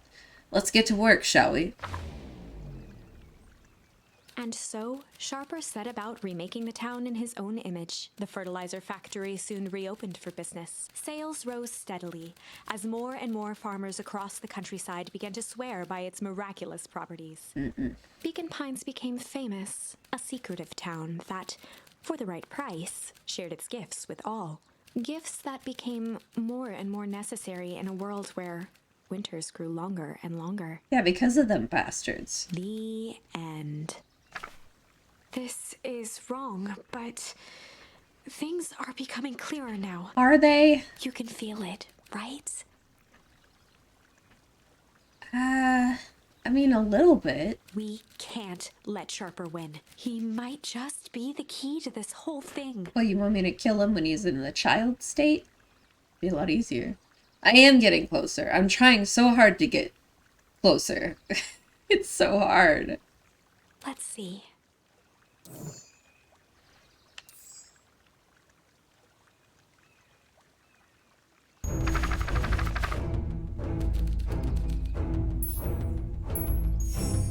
There was a malice lurking behind those eyes, like a trap ready to spring.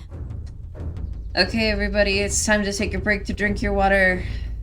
I am gonna step away for just a moment because I am unbelievably hungry and I need to get a soy protein shake. Sari, entertain chat.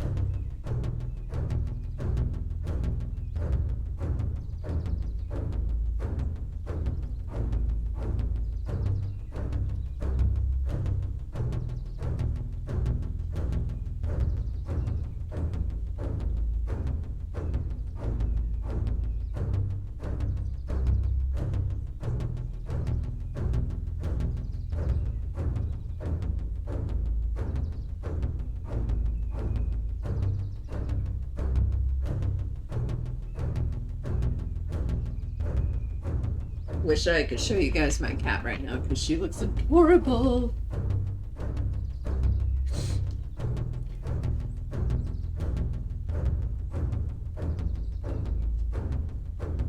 Thanks for welcoming me back. I'm here but in robot mode so I can drink water.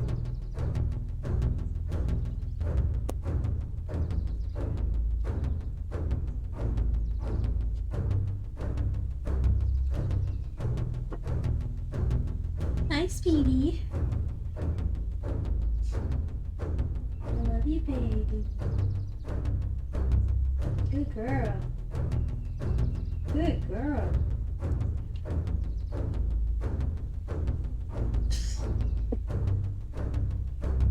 Not to pet the cat, you know. Where are my headphones?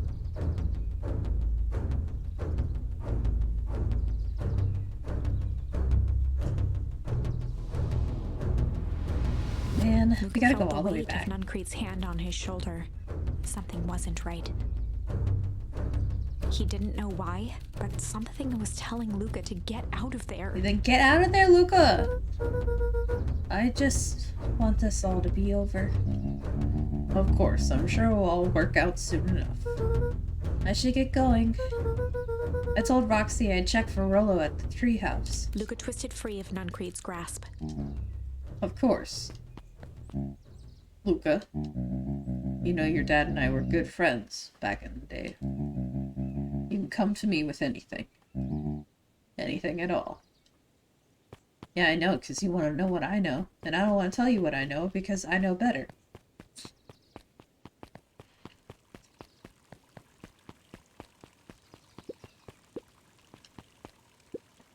The festival decorations are a bit humdrum.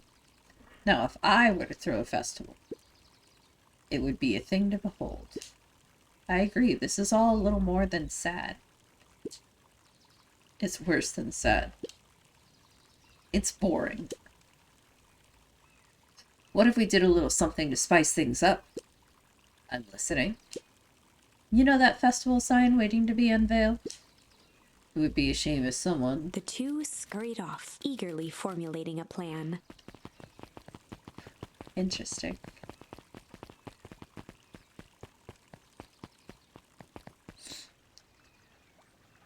Hey, there's... What's-her-face's mom? Eleni Modwell. I work here now. I am unable to locate you on our staff roll. Oh, I don't officially start work until tomorrow. Mr. Kerr said I could come in early tonight to get a few things done. Hold, please. Clearance authorized. Thank you. Our harvest awaits. I don't like that.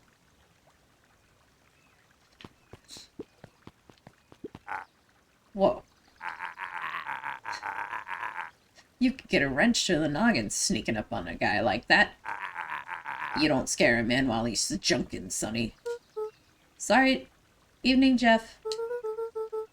Isn't it kind of late to be junkin'? I may as well ask the same thing of you. Find anything good? Bah, ever since the perennial harvest moved in, even the junk is trash. You can learn a lot about a person by looking at what they throw away.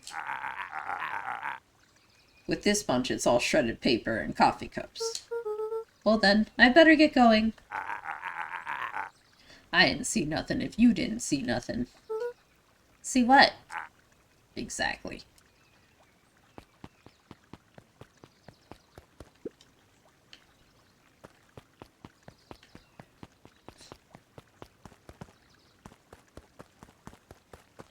Just gotta check everywhere.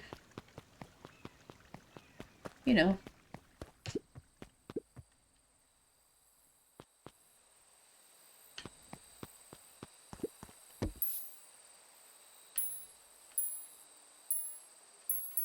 Luca wrapped a twig of thyme around the hook.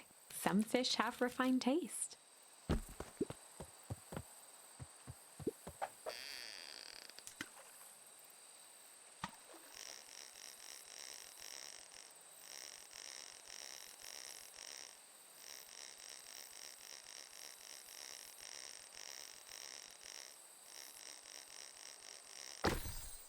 Woo! Property of Sharper Valentine. Figures. If he had his way. Property of Sharper Valentine. Oh, okay. Everything would be written with his name on it. Should we give it back to him? He may not even want it back. That man's got a contentious relationship with time. We'll keep it here in case he ever wants to pick it up. Interesting. Luca stuck a toy stretchy hand onto the hook. Why, Luca? Those things always get dirty anyway. He's 6. He's 6, it's fine.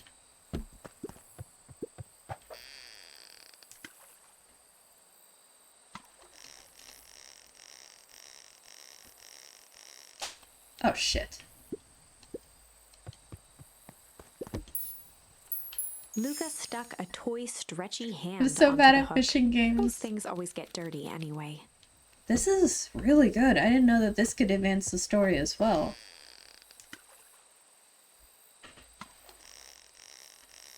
Okay, there we go.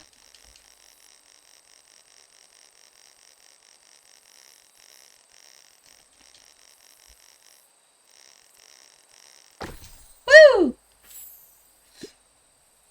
Should we give it to Mom? She likes jewelry. That's a sweet thought, Buckaroo. But I'm not sure she'd fully appreciate a pawn bracelet.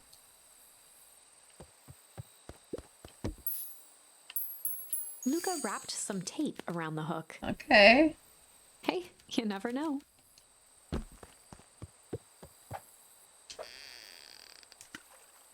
Okay, let's go, let's go.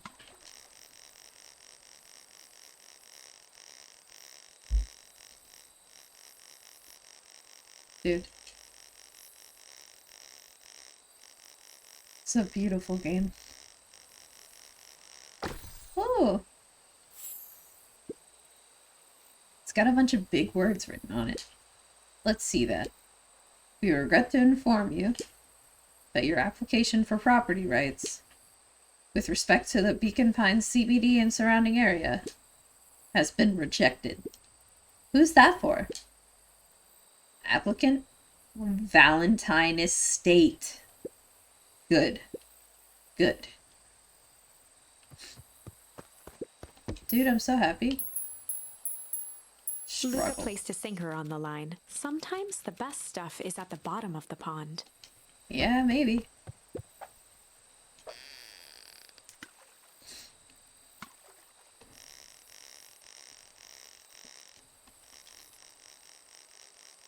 You know, just hammer on it. Hammer on it. Man, I guess I'm getting sick.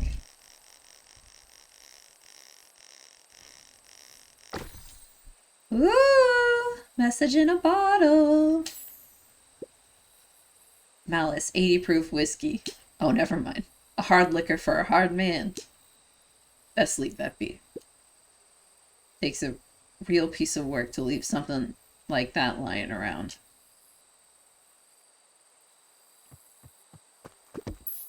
That's all the options I got. I didn't know that I could keep coming back here. Luca wrapped a twig of thyme around the hook. Some fish have refined taste. Looks like we can use some new bait. What do you say we head out and find some more?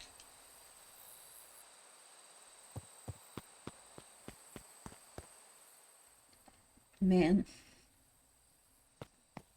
Let's talk to you. Hey, Judson. Have you seen Rollo come by this way by any chance? Afraid not. And as elusive as the fish in this here pond. We gotta get the gang together. Rollo? He aired a long holler into the wood. Rollo!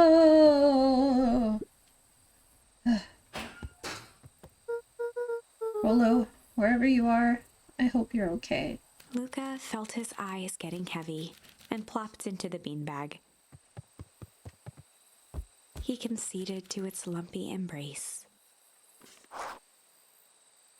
In the treehouse in case Rollo shows up. Ah. Once again, Luca found himself in a vast black expanse. Oh right, his dream sequences are important. This time, he knew exactly where to go. He took a single confident step forward. The world flickered and pulsed. He found himself standing in front of the frigid air of a blazing campfire. The source. He plopped down cross-legged and gazed into the cold flame, waiting. Soon enough, the fire began to die out, popping sporadically, until all that was left was a single ember. Luca stood up and dusted himself off. He plucked the glowing ember from the cold ash, examined it, and slid it into his pocket, a keepsake. The voice of his father spoke behind him. "You made me proud, Buckaroo." Luca turned to face him. "Dad, what is this place?" A warm grin grew across his father's face. "A place where everything that has been and everything that could be all wait together." Luca found himself staring at his father's face, trying as hard as he could to memorize every single detail. Oh my god.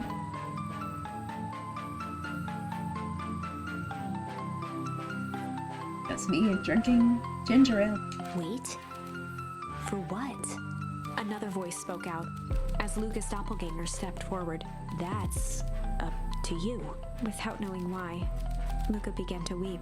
Is any of this real? Are you real?"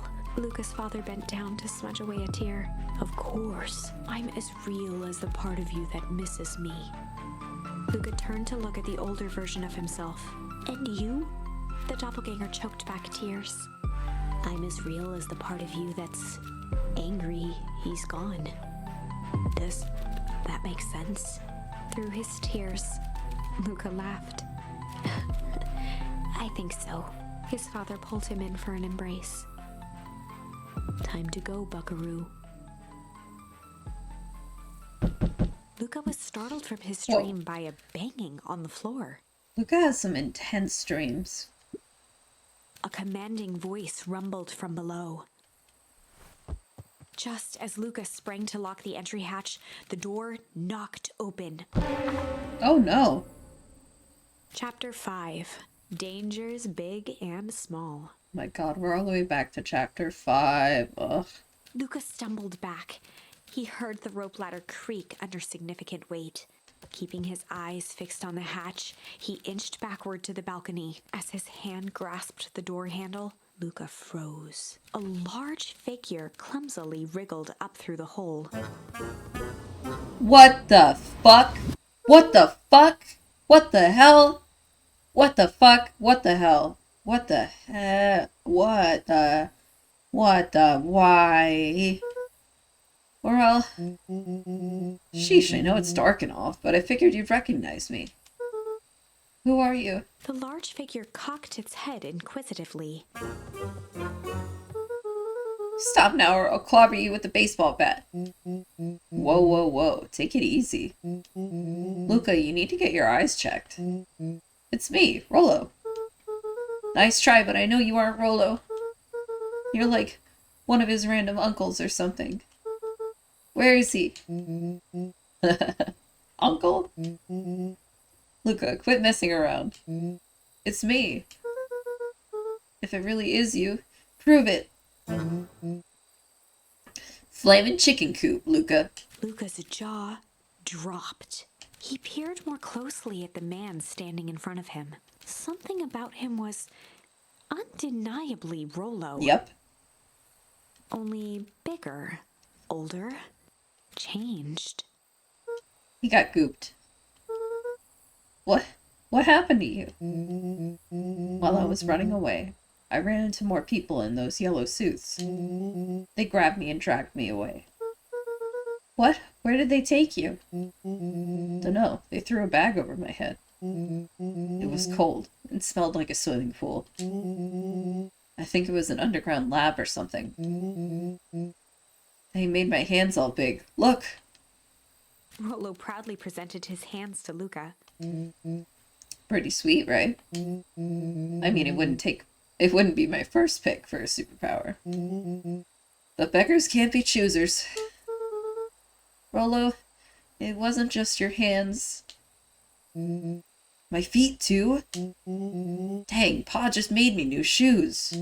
Wait, Luca, why are you so small? Luca moved to the side and pointed Rollo to his reflection in the balcony window. What the? His hands shot up to his face. Holy Toledo! Rollo, why did they do that to you? What did they do to you? They made me drink some sort of green crud. Ew. Actually, it wasn't too bad. It kind of tasted like licorice. I passed out and woke up like this. And then I sort of smashed open my cage and escaped. Whoa, you smashed open a cage? Kinda. At least I think I did. It's all a bit of a blur. They had you in a cage? Who are these people? I don't know who did this to you, but we're gonna fix it. Fix it? This is awesome! Well, I'm just glad you're safe now. Luca, you don't need to worry about me. Sure, I got snatched, but look at it this way. I got snatched. I know where snatched people go. We may finally have a lead on what happened to your family. Maybe you're right, but this all seems dangerous. Danger? Ha! Rollo shadowboxed a few jabs. I'll take them all on.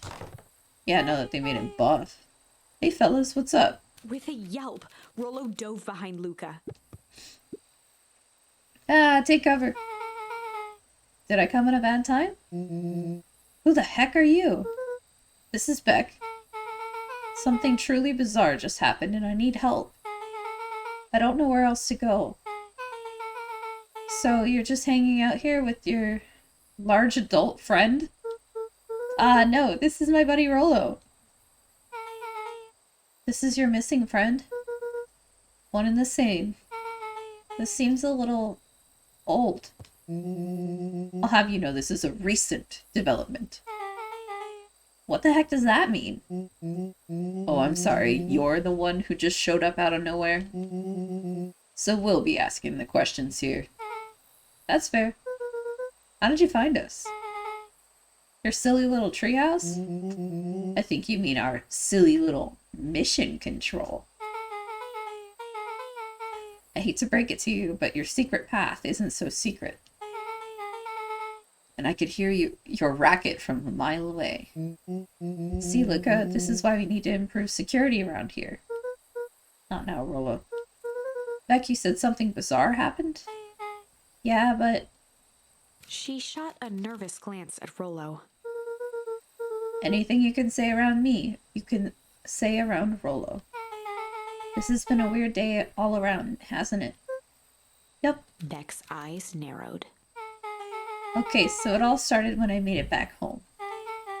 My first order of business was to try and salvage my hair. Oh, right, she got hit by the goop in this one. So I dyed it with some stuff from the chemistry set my mom gave me. Okay. Just need to play cool. And hope no one notices. Notices what? Oh, nothing. I was just... Come over here and let me have a look. Oh, honey, what in the world did you do to your hair? I kinda just felt like a change. This is going to take forever to grow out. You were the one who said that change was a good thing, right? I was talking about your mother's new job. I was talking about us moving. Well, I guess I just took your lesson to heart. Ilona tried to put on a smile. Before I forget, I came up here to tell you that Nellie had to go into work. Tonight? Her and Mr. Kerr decided it would be good for her to get some things done before tomorrow. That Kerr guy seems like a grade A creep. Beck! He is. Him and his weird cult of personality. You are not going to ruin this job for Nellie. It means too much to her.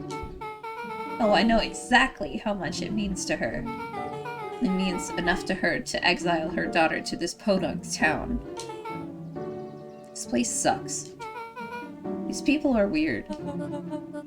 You don't know them yet. It's always cold. We're in the mountains. You'll get used to it. I can't even pick up a decent station on the radio. It's all banjo music and farm reports. You know, I grew up in a town not that different from this one. Is that why you're better at talking to plants than people? Okay. So here's what we're gonna do. First of all, you're grounded. What? In the morning, I'll have Nellie come and see what we can do about fixing your hair. You need to look presentable for the festival. But... not another peep. She sighed, and after a moment, looked down at Beck sympathetically. I know moving is hard, honey. But that doesn't mean you have to make yourself miserable all the time. Other people seem to have that covered for me. Oh, and if you decide to rebel by dyeing your hair more... She flashed a sly grin and tousled Beck's hair. I'll just shave it off for you. Think of how rebellious you'll look then. Yo, she's threatening her! Oh, they're okay. Very funny. Thank you. Good night, sweetie. Good night, Mom. Wait. First of all, this town does not suck. Second, you need to help because you got grounded? No. I'm sorry you got in trouble. It's my fault your hair got screwed up in the first place. Don't worry about it. I actually kind of like this look. Great, can we get back to the story now? The next part is the important bit. I have this radio I upgraded with my mom. and I was too angry to sleep, so I tried to dial into something worth listening to.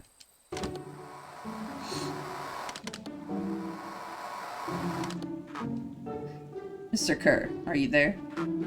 Mr. Kerr? Yes, I'm busy. What is it? Apologies. I had the founder on the line.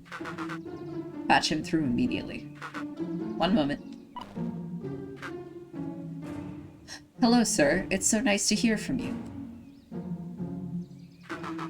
Skip the pleasantries. What's your report on our new lead researcher of deep engineering? Nellie Modwell seems to be integrating nicely. At this very moment, she's working to help us meet our deadline. She offered to work overtime before I even had the chance to suggest it. Excellent. And you have faith that she's capable of finishing the work left by her predecessor? Her work must be completed before the festival. I will make sure she stays day and night until it's accomplished. Good. You know how I feel about loose ends. Yes, sir. Once she has finished work, we need to make a determination regarding her long-term prospects in this company. Immediately, sir? I usually have more time to fully bring people into the fold. We are in the end game, Bill. After your failures with Dr. Prescott, I can't afford to take any risks. Of course, sir. No loose ends, sir. Once she finishes the work, she will either leave the office completely committed to Perennial Harvest, or she won't leave at all. Perfect. Sir, if I might suggest, maybe we should delay, just for a bit. Oh? It's just, we seem to be rushing to hit this festival deadline. And rushing into things has caused some issues in the past. I see.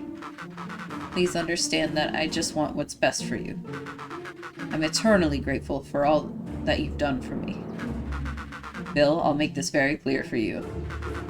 I brought you in to make things run more smoothly, not to have opinions. Of course, sir. Chin up, Bill. You are only a few days away from having everything you ever dreamed of. Yes, sir. Thank you, sir. Whoa. Yeah. Just so we're clear, when they said loose ends, they were talking about murder, right? Like actually killing someone?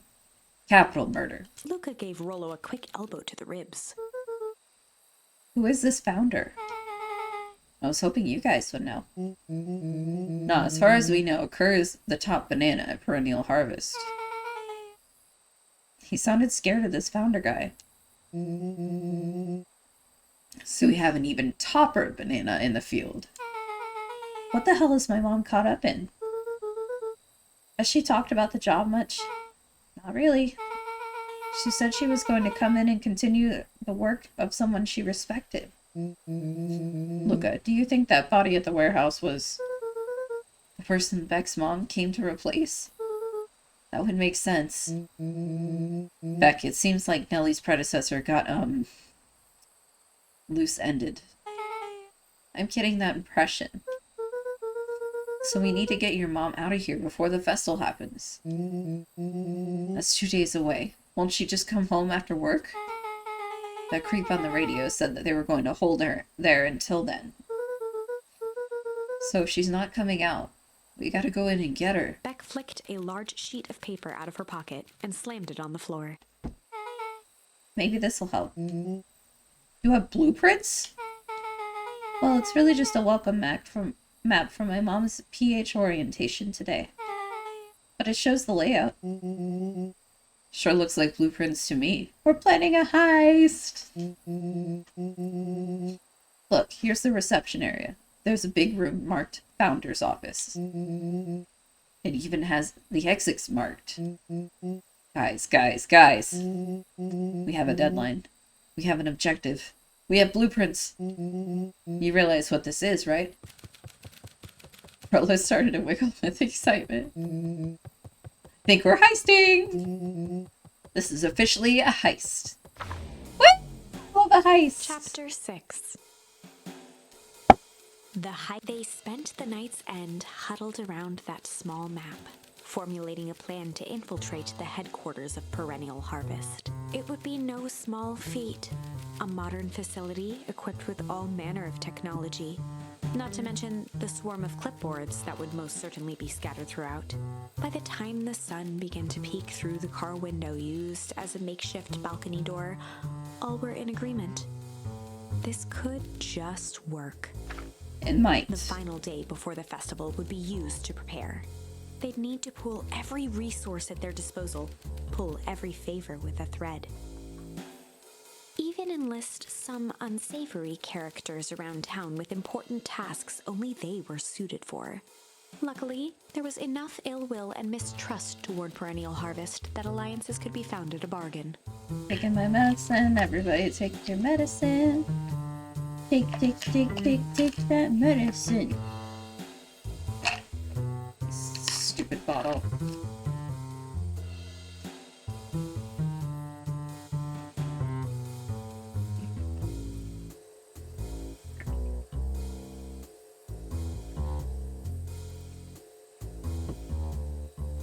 Woo! Who doesn't love drinking water? Luca, Beck, and Rollo rubbed their eyes as they exited the treehouse. They hadn't slept at all that night. There was no time. No time. The festival was to begin in one day, and they each had their assignments.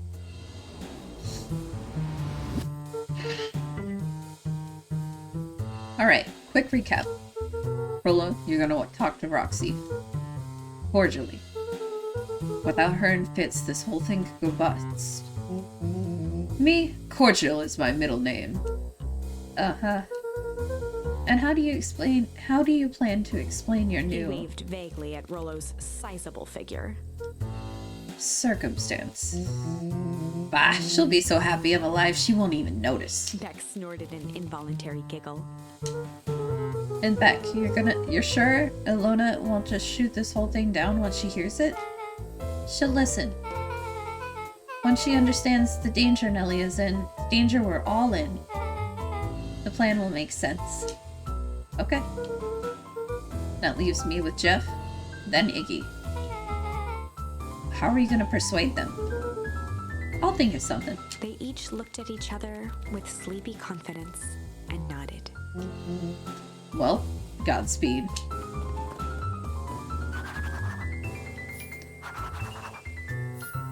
Oh boy. Heist time, heist time. Real quick, yeah, everybody give me just a second.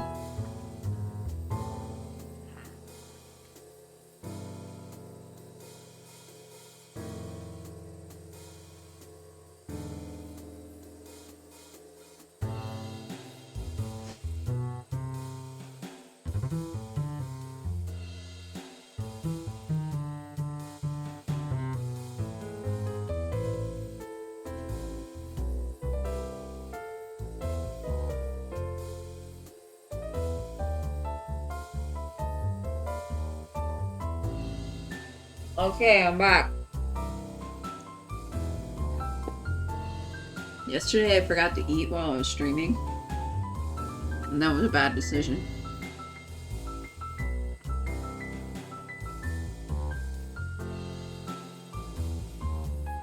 Okay, here we go.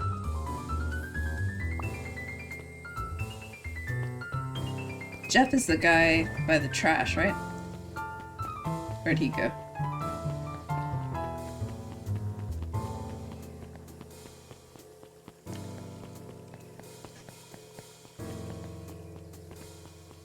Right, okay. Who is Iggy? I know who Iggy is. Where does he like to hang out? What's up, Griffin?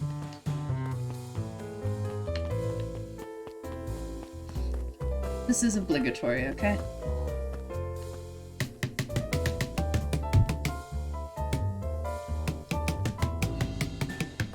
Okay.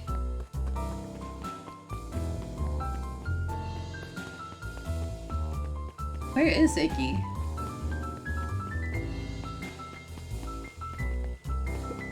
Hey! Hey, Jeff. What can I do you for? Well, I know how much you hate perennial harvest. Hate's a strong word. Oh, sorry, I didn't say it was the wrong word. Gotcha. So we're gonna break into their headquarters, and I thought you might be able to help. Jeff wheezed out a long snicker. Hey, hey. You see, I knew your kids were alright. Great, so you'll help? The joy in Jeff's face drained instantly. Not a chance. But give me one good reason I should risk my hide aiding and abetting you rascals. Looking into the sullen eyes of his would-be accomplice, Luca blurted out the first word that came to mind. Shit. Yeah, it's all shit. I still ain't helping. Ain't that some shit? How do I go back?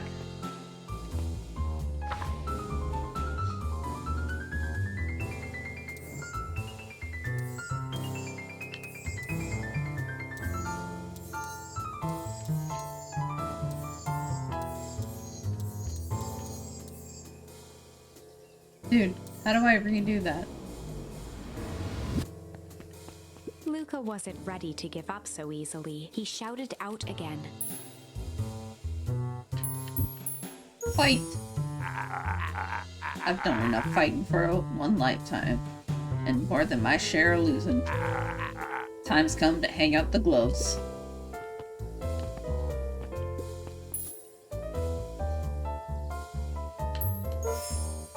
Junk! Yeah, what of it? Sonny, I've got more junk than a king has copper. Ain't interested. Jeff's hardware closed down about a year ago. The effects of the foul harvest stretched wide. When there are no crops in the field, tractors don't need fixing.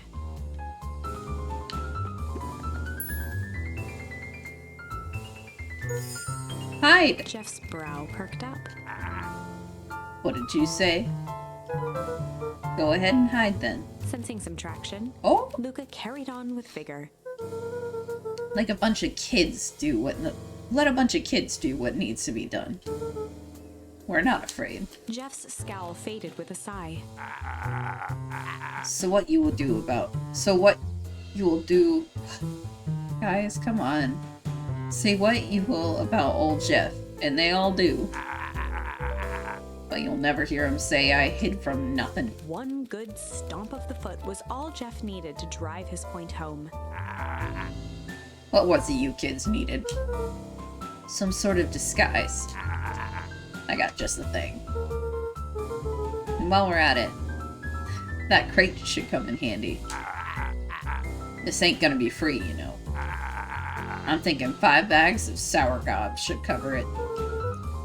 Put it on my tab. Luca offered out his open hand to seal the deal. With a firm and dusty grip, Jeff reciprocated. Jeff is a real one. Done. Swing by first thing in the morning. Okay, we gotta find Iggy and Tish. Where the heck? Hey, here they are. Hey Tish, look who it is. Look, are you here to try and tickle us to death then? Look, just hear me out. Iggy raised an eyebrow suspiciously. We're listening. Iggy, I know we've both been giant bags of shit to each other. Iggy gave a reluctant shrug.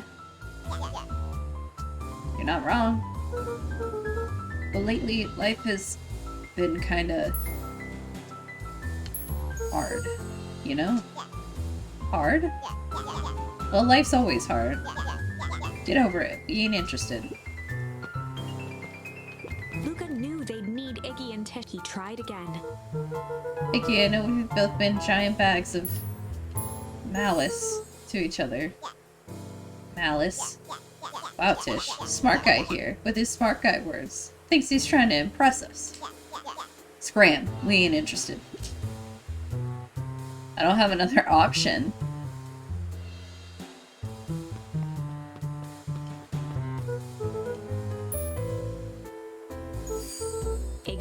reluctant shrug. Iggy considered the point. Things have been weird around here. So I'm offering a truce and asking for your help. What do you say we break our hostilities, at least for now? We do like breaking things. Even if a truce means less breaking things. What if I told you there was a way to have a truce and break stuff? Go on. I need you to cause a distraction so I can sneak into Perennial Harvest HQ. A wild-eyed grin spread across Iggy's face. My, Luca Van Horn. I'm impressed. And after this is all done, maybe you and Tish can come hang out at the treehouse sometime. Iggy glanced over to Tish, who nodded in agreement. Fine. But not because we want to see your crappy treehouse. We just like to cause chaos. With a quick nod, Luca was off. Yes. Did you hear that, Tish? Iggy gazed up at Tish with a smile. He invited us to hang out at the treehouse. A single tear ran down Tish's cheek. I never expected this day to come. How wonderful. I'm so glad! I'm so glad. Chapter 7. Into the Hive. A good heist requires preparation. It sure does. And thorough preparation takes time. Something they had precious little of. True. So far, everything was in order. Jeff, Iggy, and Tish all agreed to do their part. Beck radioed Luca that night with a simple and covert message. We're locked and loaded on my end. Dang. And Rollo, after a lengthy confession, managed to persuade Roxy and Fitz to help. He stowed away in mission control for the night to avoid attracting attention. Rollo, being uniquely suited for the role, would be the first to breach Perennial Harvest. Ooh. The outfit provided by Jeff wasn't perfect, but a convincing disguise is 10% wardrobe, 90% confidence. True that.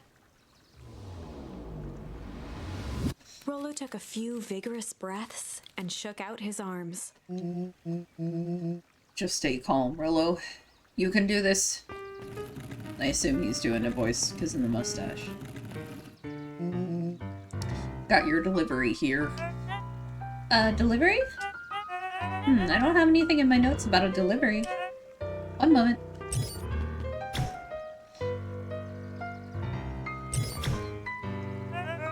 I'm so sorry, but there's no delivery scheduled for this morning.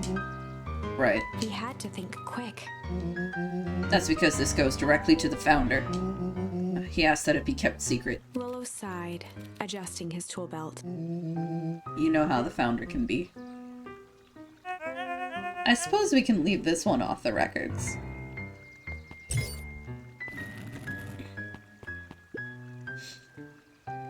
Our harvest awaits and such. With a stroke of his mustache, Rollo proceeded into the Perennial Harvest headquarters. Our harvest awaits. Package here for the founder. Oh, I didn't hear anything about... Yeah, this is a need-to-know kind of thing. I'll just check. He stammered and flipped through the pages of his clipboard. This goes directly to the founder. I don't have time to fill you in. Oh, I see. If you could just complete this form... Rollo interrupted with urgency in his voice. Every time with the forms! Look, if you want to explain to the founder why I'm late, well, it's your funeral. I'm sorry. What did you say your name was again? Rollo panicked. Our harvest awaits. Sir, that's a restricted area. Excuse me, sir. Our harvest awaits! Ready to light this candle, Titch? Yup. Suck on this, Perennial Harvest! What was that? The distraction was enough for Rollo to regain his confidence. Just open the damn door.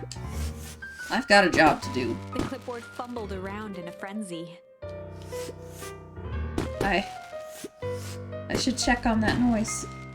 Oh, come on. Just buzz me in already. Okay, okay. Ha ha ha. Phew. That was close. Our harvest awaits. Hey, I figure, when in doubt, stick with the classics. Well, that was a close one. But you pulled it off. Nice work, Rolo. Alright, everyone knows what to do? Yep, deep engineering is to the north. I'll go with Beck. In case she needs some muscle. I'll head to the founder's office. To be safe.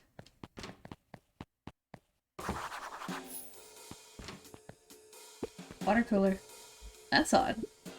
There's not any cups for the water.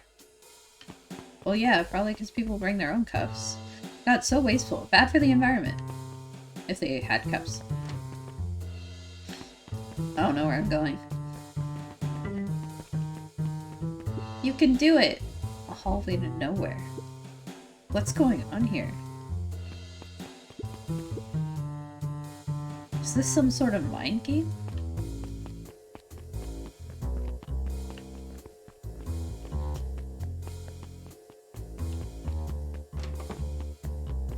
Dude.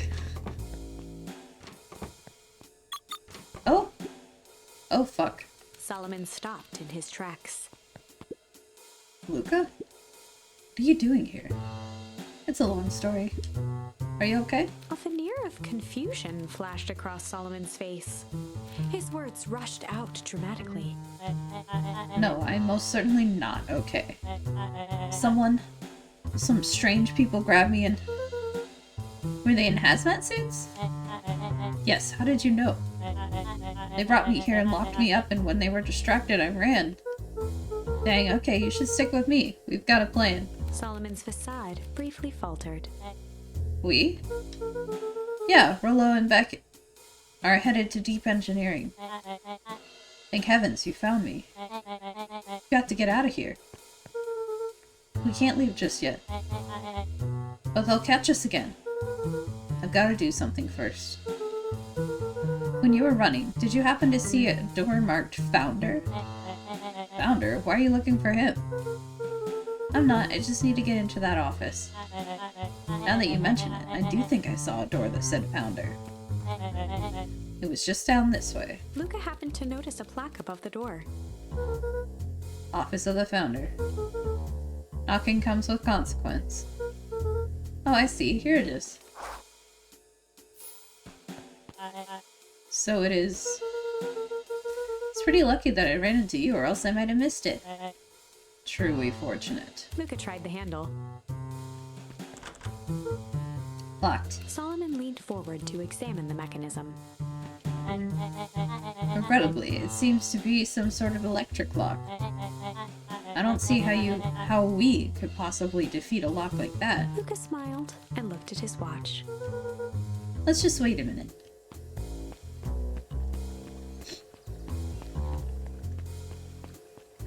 What is she doing? Ah! I don't know what sort of funny business you're up to, but I like it. She mimed a quick hat tip and ambled off with a whistle. Love her. Queen. Howdy. Good afternoon. The light on the keypad changed from red to green. I don't like that we're with the Founder. How did you do that? It's good to have friends. Quick, let's get inside before someone spots us.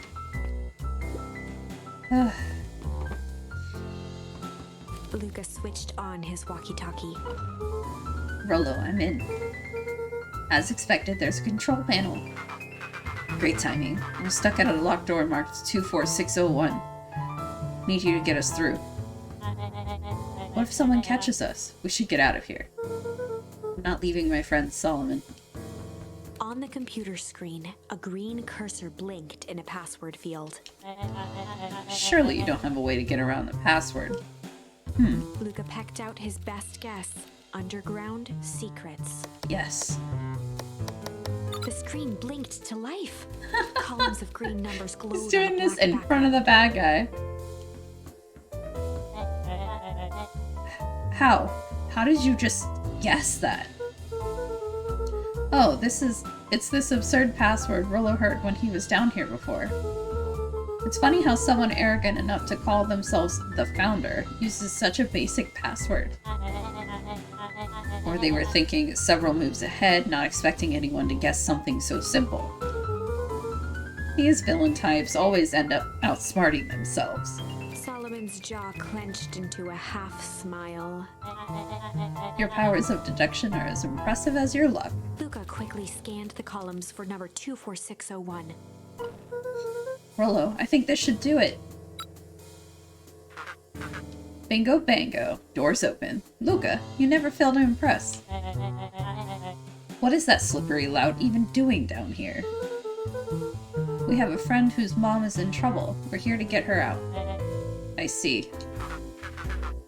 Okay, Luca, I think we're close. The next door is marked 13806. Once again, Luca scrutinized the numbers on the screen. In that moment of distraction, Solomon reached forward and pressed a large red button. Uh-oh. Maybe this one opens the lock.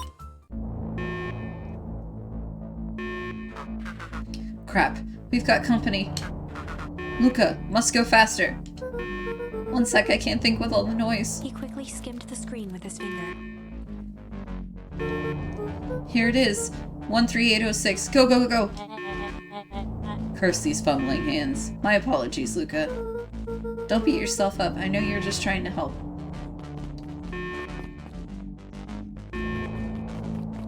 Uh-oh. Knock it over. Aw man, no water cups. Rollo, are you okay? Rollo, come in. Once again, sounds like a mystery school song. Approached with a sneer and spoke into his walkie-talkie. You can turn off the alarms. They're trapped. With self-satisfaction, he called into the hallway. That, my dears, is a dead end. Nowhere to run. Rollo, where are you? Are you okay? Yeah, I think we lost him. Making our way back to Nellie's office. Oh, thank God. Oh, thank God. Oh, thank God. Oh my God, thank God. Okay, you two rebel rousers are coming with us. Nope. Oh. Make a break for it. Did that little shit just kick me? We taught her well. Don't stand there. After them. Okay, I think that worked. Roxy and Fitz have them on a wild goose chase. I'm having trouble following what just happened. Like I said, it's good to have friends. Rollo, how long do you think Roxy can distract them? How long can Roxy keep someone so pissed off they can't see straight? Let's just say, we've got time. Entering Nellie's office now. Oh boy. Mom! Oh honey, what did you do to your hair? I thought you'd be happy. I finally used the Young Chemist Slack kit. You sure have a knack for making me incredibly proud in the most frustrating ways. We need to get you out of here. We? Who is your adult friend? Well, I'm not an adult. Ever heard of a growth spurt? I had more of a growth spew. No, that's not possible. Leaned over to examine his teeth. Substantial banding on the enamel of the molars, consistent with Tempest liquamine exposure. Is that what you call the gunk they forced me to drink? You drank it. Oh no. They told me it was only being tested on plants. Oh, Beck, sweetie, I promise I didn't know. Mom, what the hell is going on at this place? I was brought here to work on the discovery of a lifetime. A novel chemical compound was discovered under beacon pines in a wellspring they called the Source. They named it Tempest Liquamine. It pulls energy from its surroundings in order to fundamentally alter matter's relationship to time. It was the secret to Valentine's fertilizer. They harvested the source, infusing small amounts of Tempest Liquamine into the product. It worked wonders, drastically accelerating plant growth. Crops would be ready to harvest in a fraction of the time, but it led to complications. A foul harvest. Perennial harvest came in to clean up the mess, to succeed where Valentine failed. But Tempest Liquamine is rebellious. Rebellious? You can think of it as a manifestation of change itself. It is volatile by its very nature. So the more you try and force it to do a specific thing, the more it resists, yes. I can relate to that. My role is to finish the work of my predecessor, Dr. Prescott, harnessing Tempest Liquamine to reliably manipulate an organism's age. Just how many people we could feed. Sir Kerr was very insistent that we achieve a successful result before today's festival. But you didn't, right? Nellie sighed. You know how much I love a good puzzle. I poured myself into the problem. It wasn't long until I discovered oddities in Dr. Prescott's notes. Oddities? They contained obvious errors, mistakes that someone of his reputation would never make.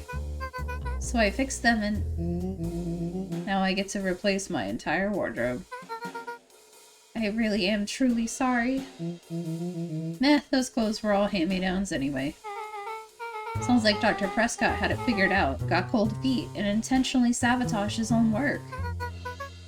I consider that possibility. I've sent a letter asking him to clarify his thinking. Mom, Dr. Prescott is dead. Kerr had him killed. What? I overheard them talking about it on the radio. It's why we gotta get you out of here. I just... like, now. Wait, the vial! I finally solved a chemical equation allowing direct control of aging. Mr. Kerr picked it up just before you came. All the more reason we gotta hightail it. Luca, we've got Dr. Modwell. Heading your way now. Roger that. Be careful. Alright, everything's on track. And what is your plan for escape? We'll go over everything when they get here. In the meantime, maybe we can dig up some more info. Alright. Damn, this is crazy. Malice 80 proof whiskey. A hard drink for a hard man. Wow, even his alcohol is arrogant. Dude, we fished this out of the pond with our dad. He said it was awful. Terrible person leaves him around. Apparently he's the founder. Solomon muttered inaudibly. I should just smother you right now. What's that? I said, I shouldn't bother you right now. Don't be silly, you're no bother at all.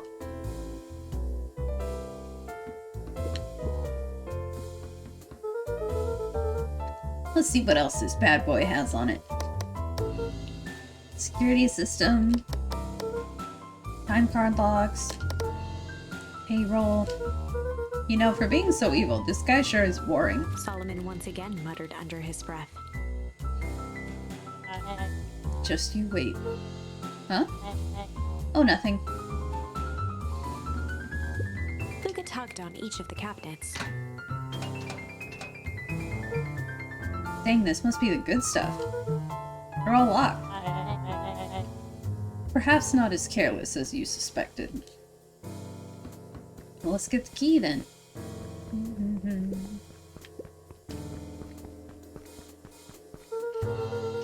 It looks like the founder was helping Kerr plan the festival. Why would such a secretive leader be so obsessed with a party? Only time will tell. Luca held his hand up to the ashtray. Still warm. He must have been in here recently.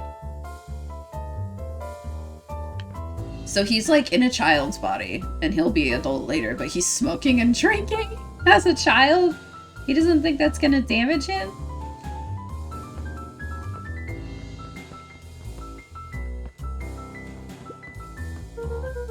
I'm really sorry you got dragged into this mess, Solomon. You needn't worry about me. Well, I feel bad either way. We're gonna get you out of this, I promise. With a subtle, quivering lip, a smile crawled across Solomon's face. They heard the trampling of frantic footsteps from the hallway. Lock it, lock it, lock it! Locked. That was close. When we left Nellie's office, it was swarming with clipboards. We barely got away. Did they follow you? Orlo. Before we start tossing blame around. It is possible someone ordered a pizza? We'd love to hear your thoughts. Definitely not pizza. What now? Don't look at me. I'm officially retiring from the heisting business. We're so sorry for the inconvenience. We just have a few quick questions. Just let me think. Can someone watch the door? Of course. Don't trust him! Everyone else huddle up. Oops. I think this little caper has gone on long enough. Solomon, no! Hush now, child. The adults are speaking. Dr. Modwell, a brief reintroduction is in order. Whenever we met in person, we never met in person, but we have corresponded. You see, it was I who hired you. Solomon, the pathetic orphan child, the powerful enigmatic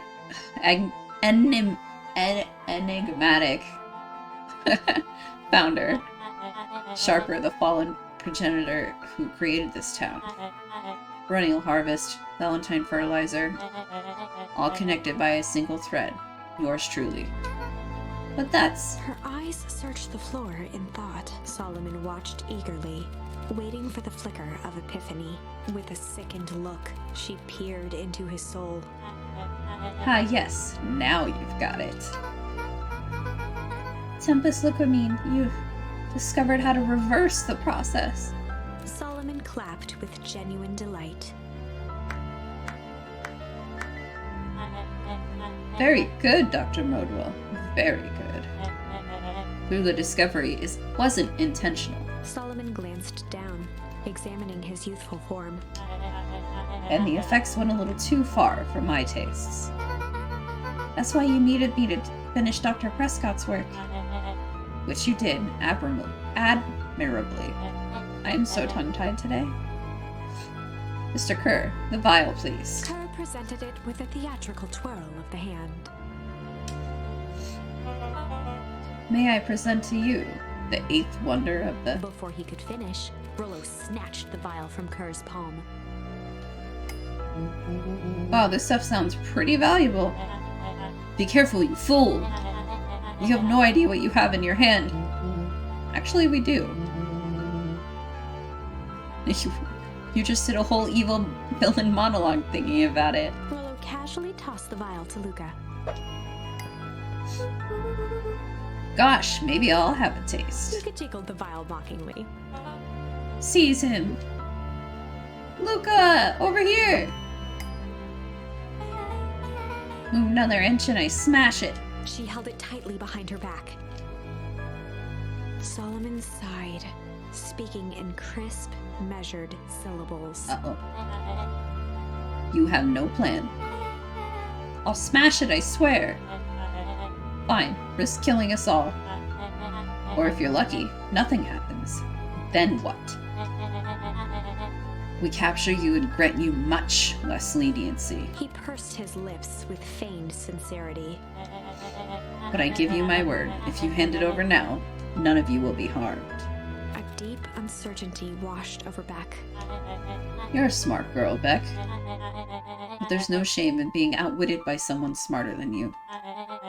We both know there is only one way this ends. She looked to Nellie shakily. With a dispirited nod, Nellie sighed in defeat. Beck slowly approached Solomon. Drink it! Drink it! Don't let him have it! Beck, don't do it! Can't trust that jerk. I'm sorry, he's right. With apprehension, Beck conceded. Solomon pocketed the vial and brushed off his shoulder with a sharp flick. Did she pull a switcheroo? Mr. Kerr, you have allowed yourself to be humiliated by a group of children. Report to my office tomorrow for a performance review. The blood drained from Kerr's face. Of course, sir. But first, you have a speech to make. Trot out there and give me the introduction I deserve. And don't forget to smile. Yes, sir. And to think, all of this is thanks to the efforts of Mr. Van Horn. I don't understand. How is this all because of me? Ha! I said Mr. Van Horn, silly child. Dr. Walt Van Horn. Sorry, in the chat.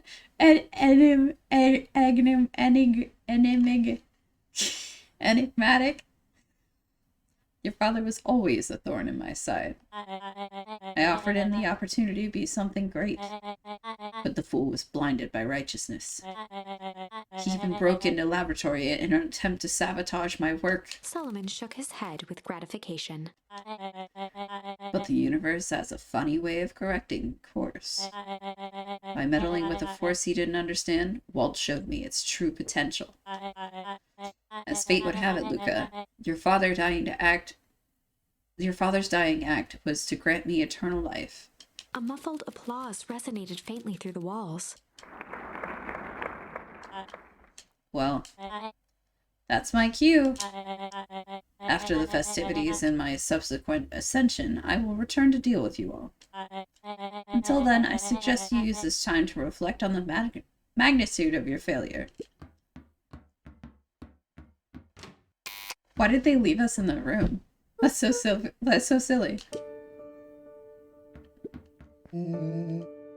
Can't believe Beck sold us out like that. I'm not sure she had any other choice. So what now? What's the plan? I don't have one. Of course you do. You always have a plan. Rollo, you just need some time. Rollo, it's over. We lost.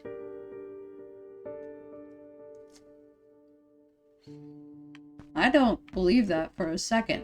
Nellie was staring at the floor, deep in thought. Sorry, Luca. Give me a minute to calm my mind.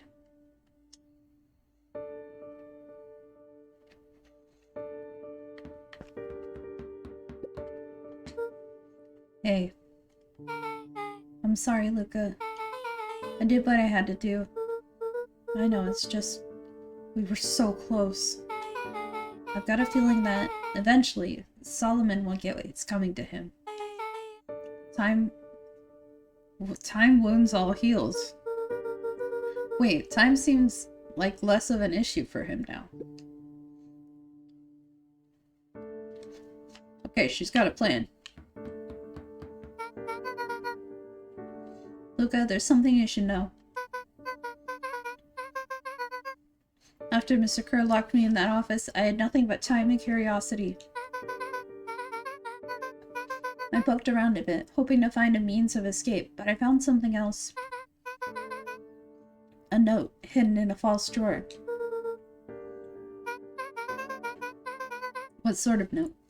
Dr. Prescott must have sensed his time at Perennial Harvest was growing short. So he left behind a letter, with the hope that it would be found by his successor.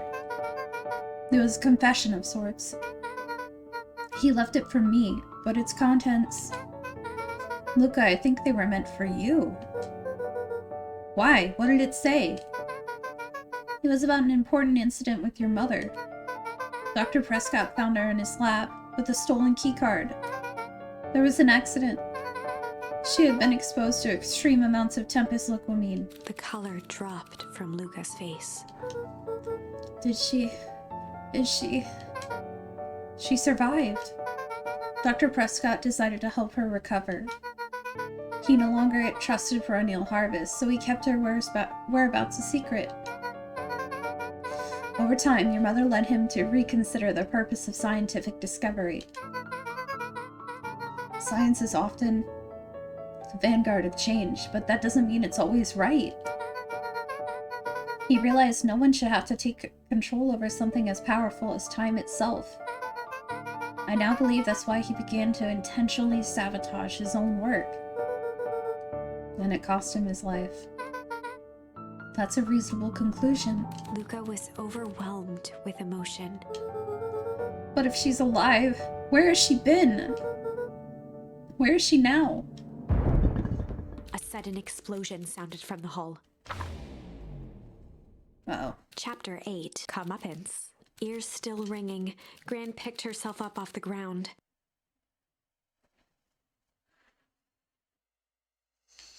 Sorry, I'm looking at my cat. She's just sleeping on my feet. Through the dust and smoke, she looked over to see Mrs. Fratelli helping Hiram Tolliver to his feet.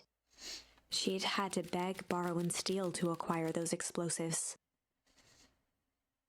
How many nights had she spent visualizing how she'd use them to make things right? And now, her one shot at destroying the source, that damned hole that swallowed so much of her life, was gone. Traded for this jagged hole in a wall and a foolhardy shot at rescuing Rollo. With Fratelli and Tolliver at her side, she stepped through. It was a strange feeling. The last time she'd stalked this maze of hallways, it was in a different body. They quickly rounded a corner to find a group of clipboards guarding a door. Something worth guarding is probably something worth seeing. That's right. She leapt forward, brandishing her cane. If her last chance at vengeance for things lost was truly gone, she would just have to fight to keep what she still had. That's right.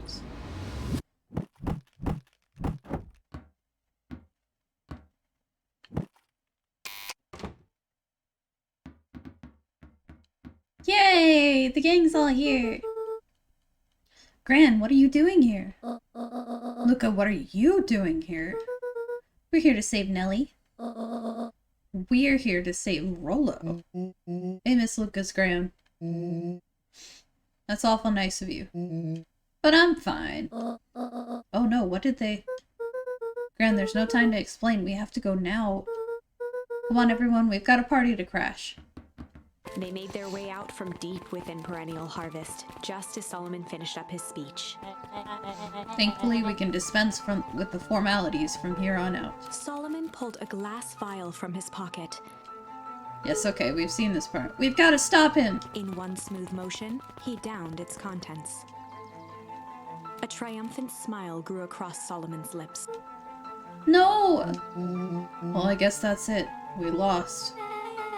I wouldn't be so sure about that.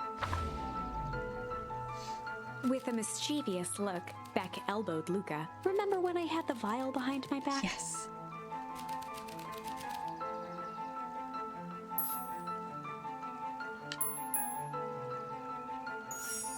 I might have tweaked his wonder potion with a little malice. Malice? The whiskey from his office? Yep, dude had an unfinished glass on his desk. Figured his grow juice could use a little hair of the dog. You can all call me Sharper Valentine. His body and face began to contort and expand as he disappeared into a belching green mist. I hope we fucked him up.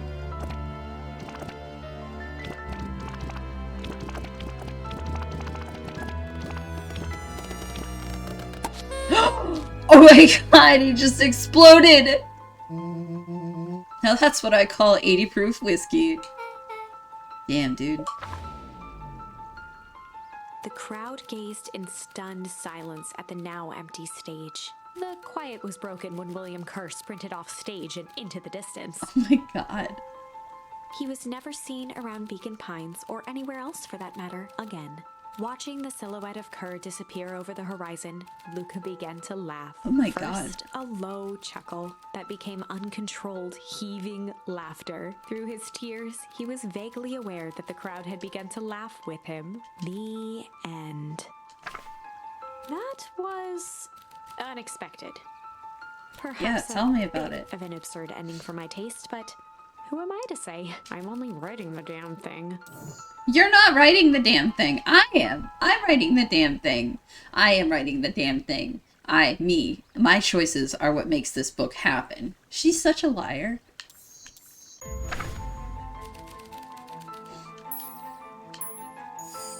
I might have tweaked his wonder potion with a little change. Change. Like pocket change? Your unlucky penny. Yeah, I plopped it in the vial when no one was looking. What's that going to do? No idea. That's the beauty of science. Now, we observe. You can all call me Sharper Valentine. His body and face. Alright, let's see.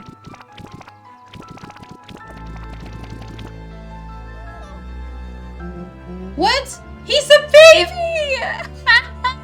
He's a baby! Yeah, but he's still sharper, right? What he was no longer matters.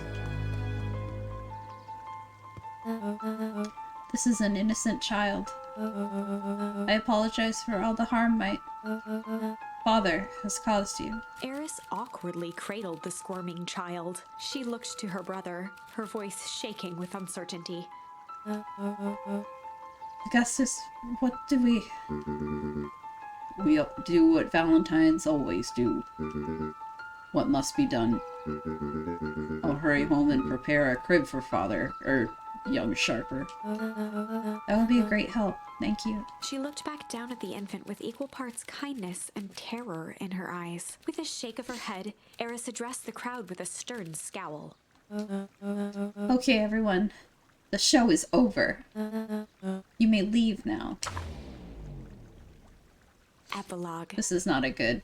Beacon Pine's coldest summer on record came and went without much fanfare. What? Folks shared what they had, and none were left wanting. The new school year was ushered in by the falling leaves of autumn. After everything Luca, Rollo, and Beck had been through, middle school was bearable.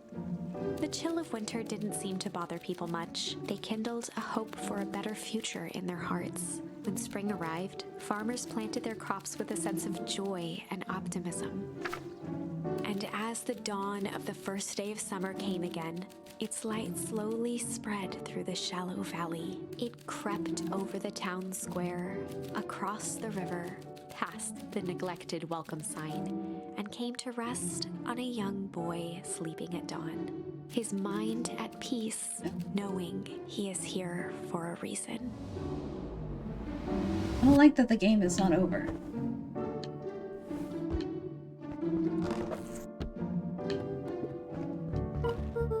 Rollo, are you up yet? Roger that. It's a beautiful day at Mission Control. You gonna swing by? Be there in a minute.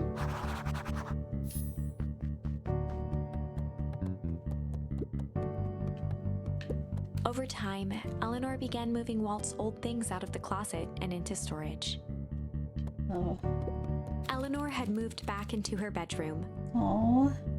And now that she wasn't sneaking out late, she even slept there most nights. Yay!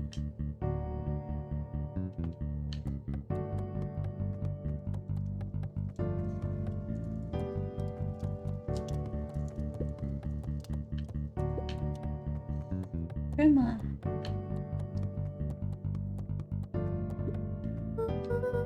Mom, I'm ready to go now. You go on without me. I'll meet you there. I've got a bunch of jam to finish jarring. It's funny. I only started making jam as a way to send messages without anyone noticing. But now, I enjoy it. This is amazing.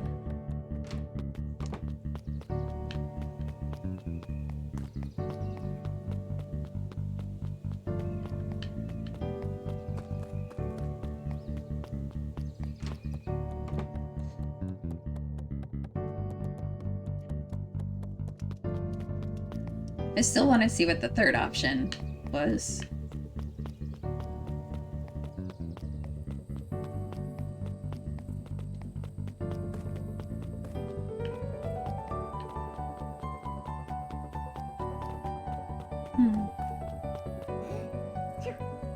Achoo! Yay, he sneezed! I think it's so cute. Ah! I heard you and Rollo have big plans for the little treehouse. Yeah, it started getting crowded after we revoked the max capacity one Rollo, one Lupu rule. But we decided to expand. But at least we've got some help with that. How's the internship at Nellie and Alona's shop going? It's been great. I'm hoping it helps me get into the School of Agriculture set up at state. Also, Nellie said she'd write a letter of recommendation, which would be huge. I just can't help but worry about leaving Rollo. He's grown up so fast, but he's still my little brother. Yeah, we had a heck of a growth spurt. I don't just mean grown, literally. This morning he was up and finished his chores before I even had breakfast. Well, some of that might be his excitement about these treehouse renovations. Don't tell him this, because it'll go to his head, but I'm really proud of that little punk. I'm sure he feels the same way, but he's just too dang proud to tell you. I know.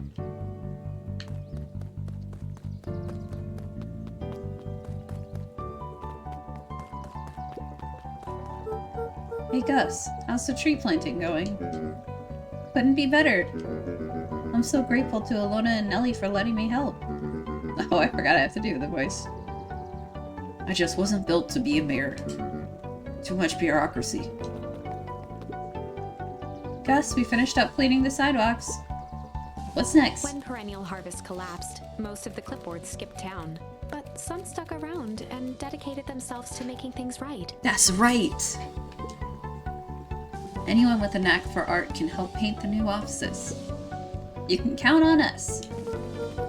Oh, it looks like you really found your calling. I never really felt comfortable telling people what to do. Now this right here. This is something I can be proud of. Ah, this is so good!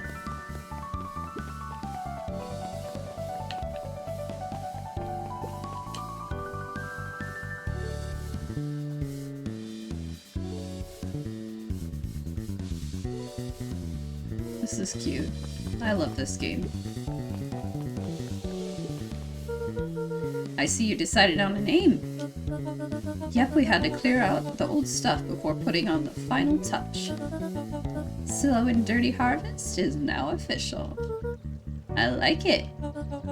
It was actually Nellie's idea. There's still a lot of work to do, and the name serves as a reminder.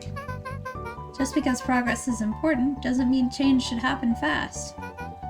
In fact, I've learned that the more you care about something, the more important it is to take things slow. Our motto is, go slow and fix things. Amen to that.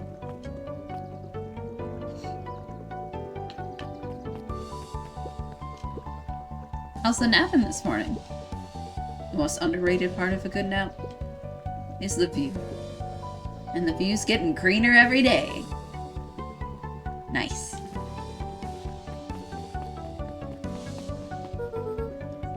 I'd better not dilly-dally. Oh, I forgot. Gotta get to the treehouse. This is beautiful. Luca, get this. I managed to reel in an actual fish this morning. Seriously? Yeah, and honest to goodness, flip-flopping, swim-swamming, fish. I don't think I've ever caught an actual fish here. Been at least 7 years since I've caught one.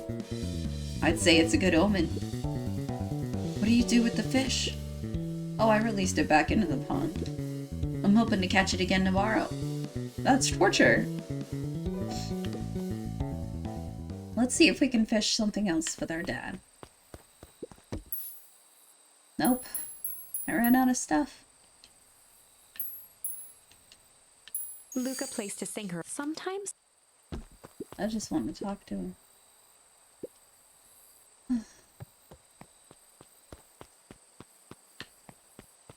Man.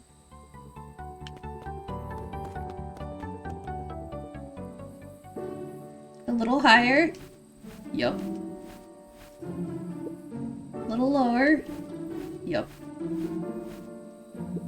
A little higher. Yep. I'm telling you, the angle isn't the issue. We need more power to the radio. Luca, there you are. Would you tell him it's not the angle? Hey, I'm not in charge of the antenna redesign. Fine, fine. Iggy, just don't do anything drastic until we get back. Who, me? Tish, you're in charge while I'm gone. Yep. They'll be fine, right? It'll be fine. If we really want Mission Control to turn into something bigger and better, we just have to loosen our grip a bit. Ugh, you're right. Lead the way. Yes! We're gonna go get Beck! Yay, we're gonna go get Beck.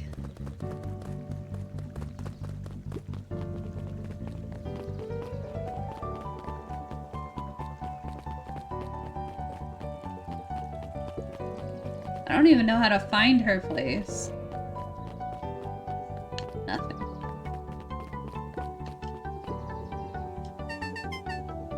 I'm glad you swung by. More follow-up questions for your story? Nope, I got everything I need. Thanks again for that. I sent a draft of the story to a reporter in Capital City, and they offered me an internship. Of course they did. You're an amazing reporter. I don't know about all that. A story about a phony corporation that picked up an entire town of people and moved them to cover up a massive illegal mine shaft full of incredibly hazardous chemicals? Sort of writes itself, if you think about it. Just don't forget us when you become a fancy big city reporter. Capital City isn't that far away. I'm gonna have to come back from time to time to check in and see what sort of new trouble you've gotten yourself into. Sorry to disappoint, but my adventuring days are over. Ah, we both know that isn't true. What makes you say that? Call it a reporter's intuition.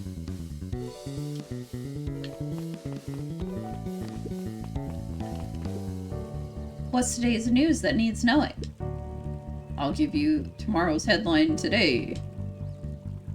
Our old friend Patrick C. Montesquieu, aka William Kerr, just performed a stirring rendition of The Iceman Cometh at the State Correctional Facility. Yo, let's go! I hear there wasn't a dry eye in the house. Well, I guess he has plenty of time to work on his craft. Young Mr. Van Horn.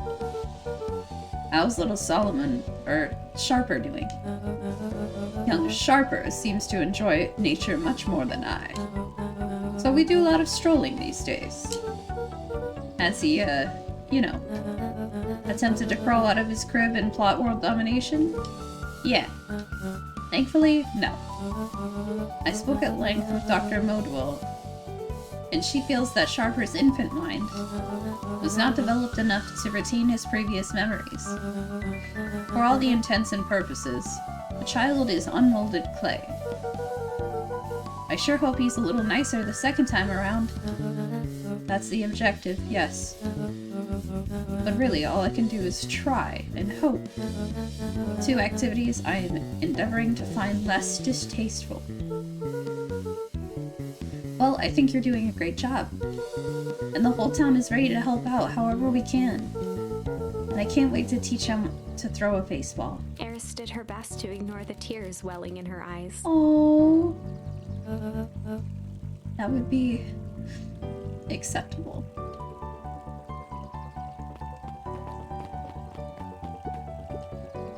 He looked to his friends with a thankful smile. After everything that could have gone wrong, everything that did go wrong. We made it. The end. Closing her eyes, Miss Hatch took a deep, relaxing breath.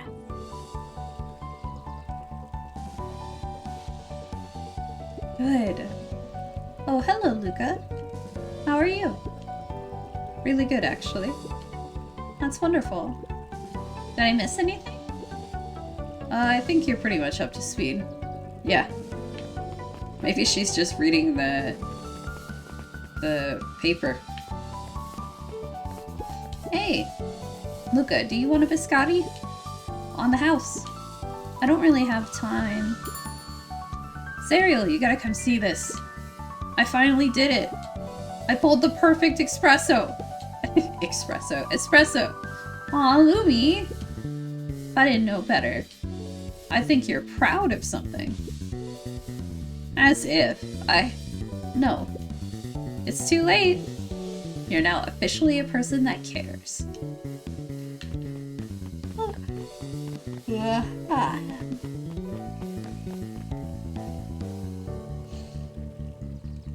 Do I go 10 to 2 or 10 to 4? I think I do 10 to 2. Ooh. Hey Luca, can you tell Roxy I'll be free in an hour? Sure thing.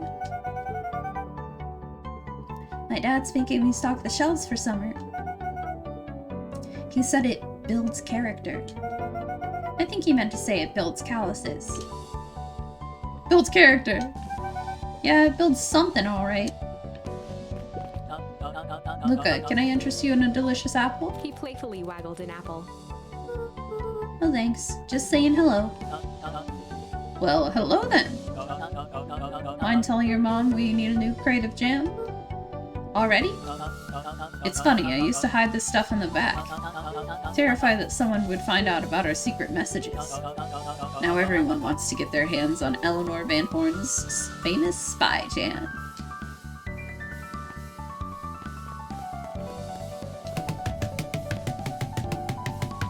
Rollo, get in on this. Rollo! He won't do it. Wow, back for seconds? If it's not too much trouble. For the longest time, I didn't understand the appeal of ice cream. It serves no purpose, other than to be briefly enjoyed and then it's gone. But it's pretty tasty while it lasts. I'm inclined to agree. No history place over here.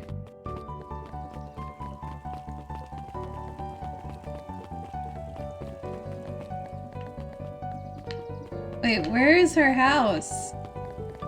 Am I having a silly moment? Where is her house?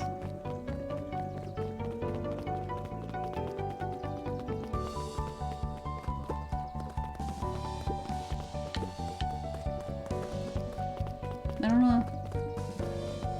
Where is Beck? Oh shoot, hold on, I'm gonna have to look up how to get to Beck's house. Because I'm clearly very confused.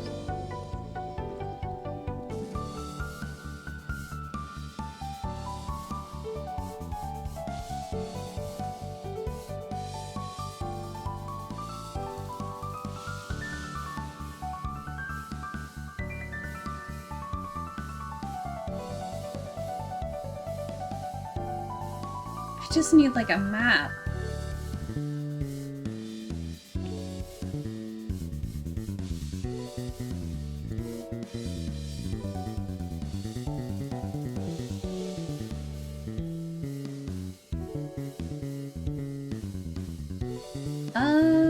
No.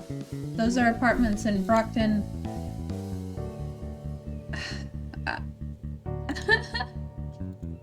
How to get to Beck's house?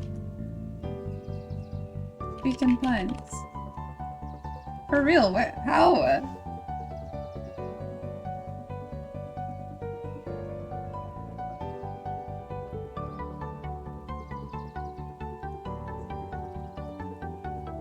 You know what? I'll find it. I'll figure it out.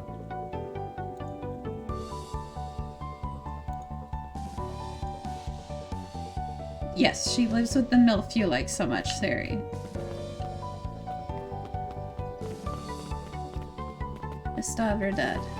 That's our dad up there. Ah, cute. Cutie.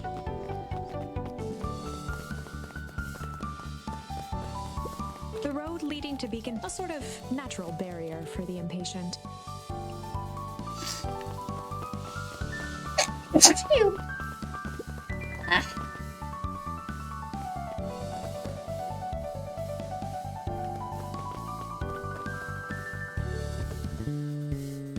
There's nothing past here. Okay, we've checked this area. We've gone this way. Can't talk to them anymore. We've talked to all these people. Ah! This is the town center. Okay, wait, I think I get it now. Whoa, there's so many bunnies! Hey, Mr. Nuncreed. I'm gonna go see my dad in a bit. Do you want to come with? Even after everything I did, you'd still... Mr. Nuncreed shook his head. You really are your father's son, aren't you? I don't think I'm ready for that yet. Well, you're always invited. I bet he'd love to hear from you. You can hear my cat sneezing, I'm sorry. I'll visit Walt in my own time. You run along now.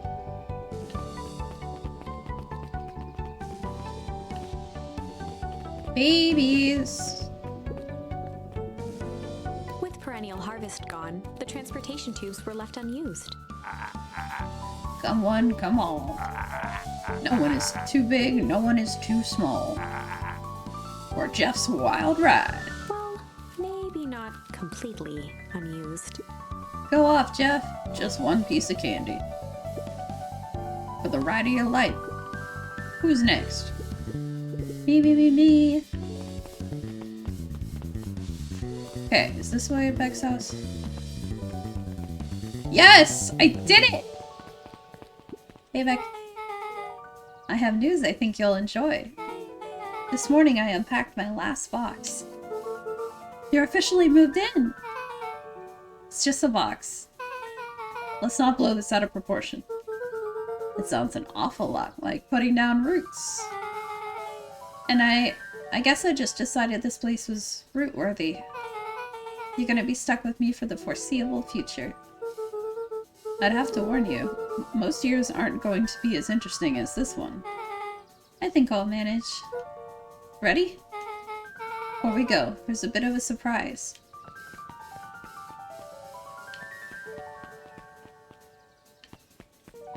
Oh god, this is gorgeous.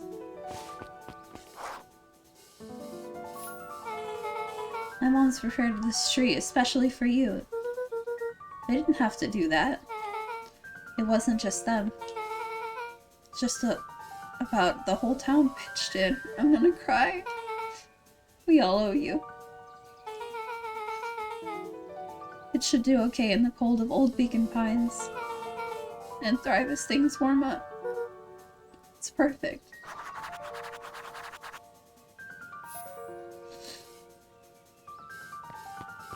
Come on, guys. Let's go. Gotta take our wild ride. Way to make me cry. Oh, what's he doing? No, I want to talk to that guy. Guess what? Yesterday I saw Dynasties Titius. And that's good? It's great! I haven't spotted one of those in years. And at this rate, Beacon Pines is gonna become the bug capital of the county.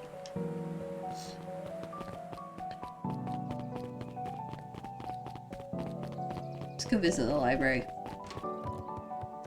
Hello, everyone. Over the school year, Kato and Bert had become close friends. But did you know that when they covered up the source, they found a new species of fungus? Yep, and they are studying it in the new labs.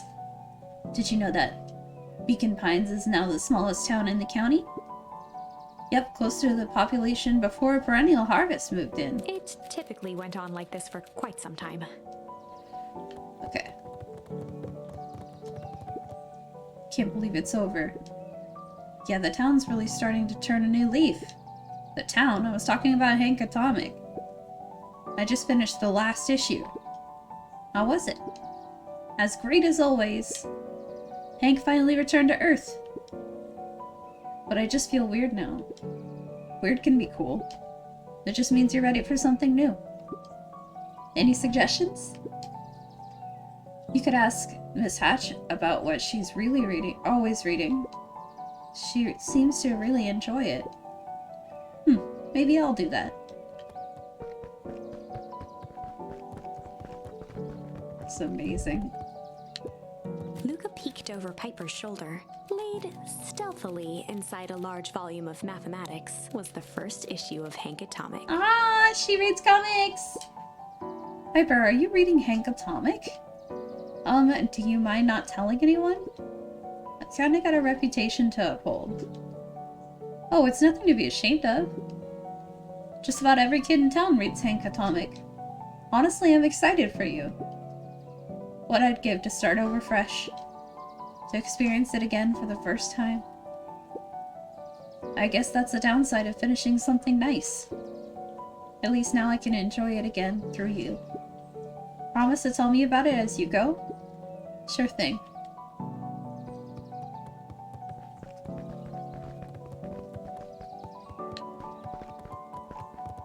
Oh, we need a piece of candy. Don't have candy. Ah, you got it. Now that's a good looking tree. Being a special occasion and whatnot. This ride's on the house. You're gonna want to hang on tight to that little tree.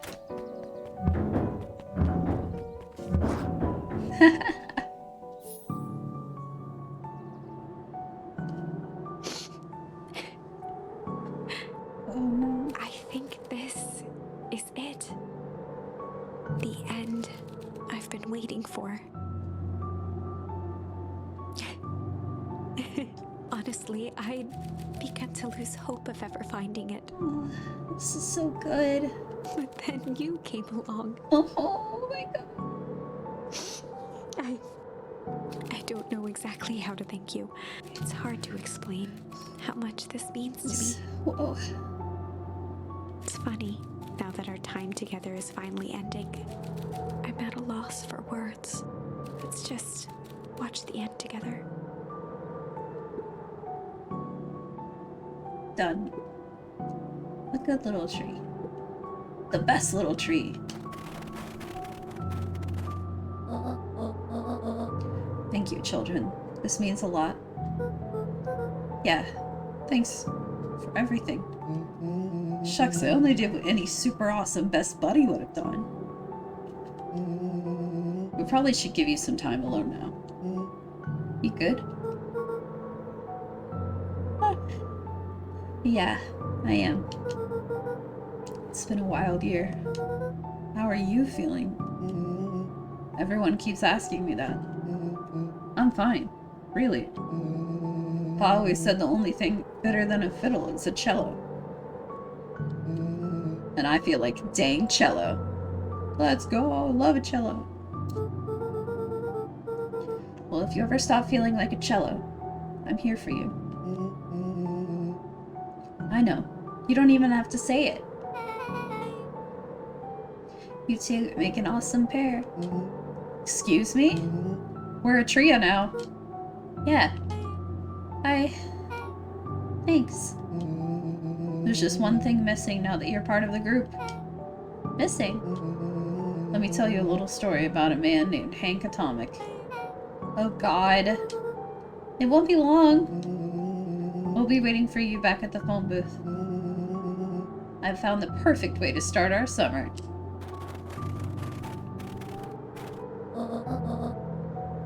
You've got some good friends. I'm so proud of you. Your father would be so proud. I know. Mom, can I ask you a question? Did you ever dream about Dad? Not a night goes by that I don't. Are you ever afraid that you're going to forget him? Forget what he looked like? Forget his voice?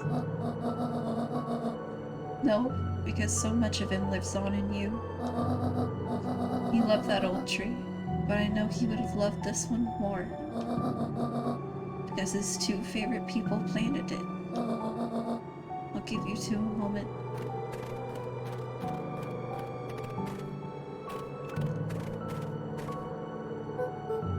Hey, Dad. Dr. Modwell says that over the next few years this place should warm up. So you won't have to be cold for much longer. I think I finally understand why you left that night. There were things you believed in. Big things. Those beliefs were the things that made you you. If you wouldn't have stood up to Sharper, stood up for what you believed in, you wouldn't have been the same person anymore.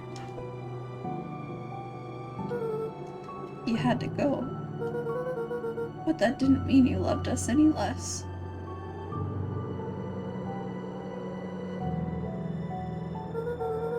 I might not visit you as much as I used to. I know you understand.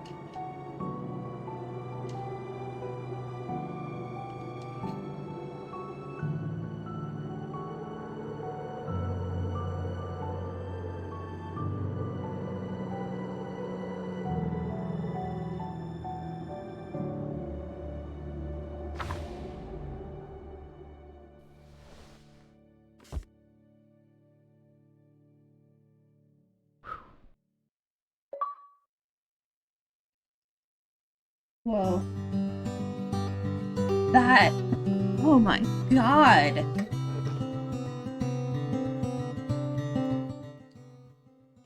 That was a really crazy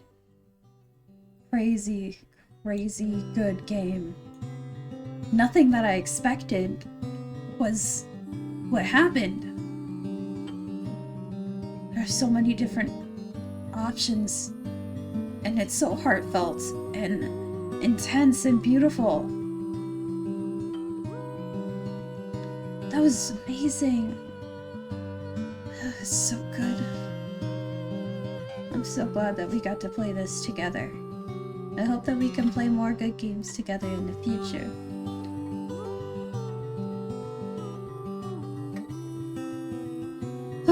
Yeah, emotional damage. Tell me about it. Emotional damage. Wow. I'm still just... I can't even explain. Oh, this is the song they were humming.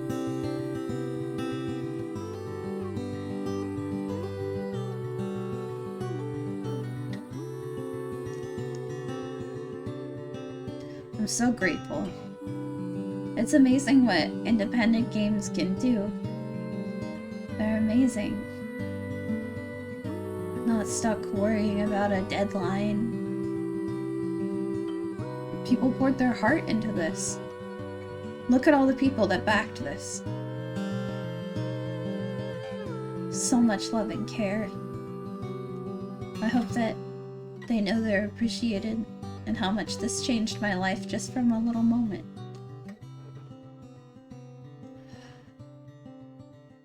Wow.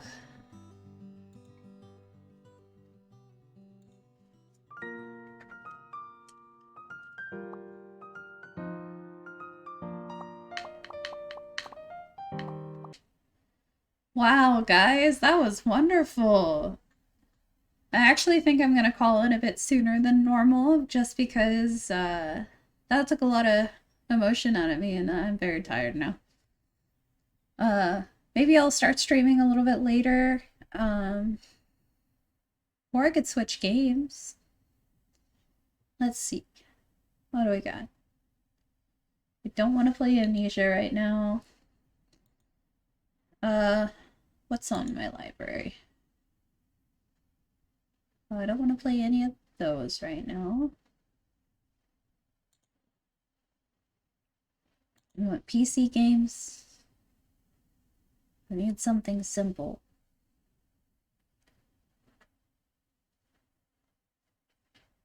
Cooking simulator. No, I'd be bad at that. Danganronpa 2. Despair Anniversary Edition.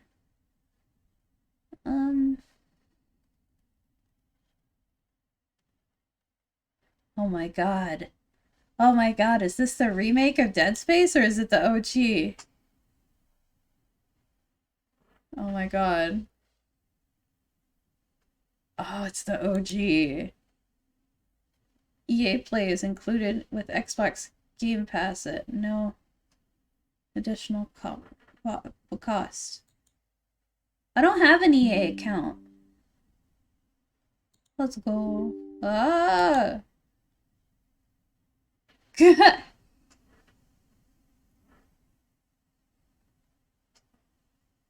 Okay, this is fine. So let's talk about Dead Space. I played this. I probably played like maybe 10 minutes of 5 minutes of this game like years ago, years and years ago. Like, wow. And I played it with my friends who are also a bunch of big scaredy cats. And we tried to play it, and then we watched it in the dark, and I freaked out. And then we stopped playing it when we switched to Katamari. Katamari. Hold on. Where did that just go? Stall? Okay, now it's just gonna install. Ah. Wow, guys. It's nice to take a break from all the emotional participation. I don't think I have an EA account. Do I sign in with my normal account? Xbox may share your personal information with EA to help link your... Okay.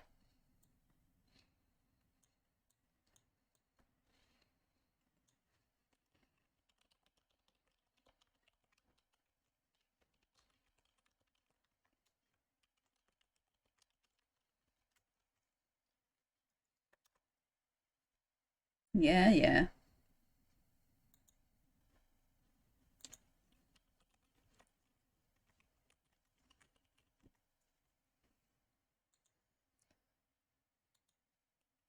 You can't see this, right? Okay. What'd you come in here for? I could use some more ice. Oh, whoa, whoa, whoa, whoa, whoa, whoa, whoa, whoa. Oh, I'm so sorry.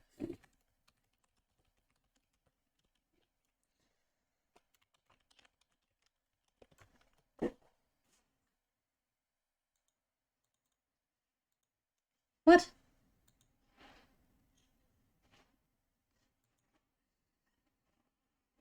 Oh, I tried to do CQ combo, but the CUM they won't allow.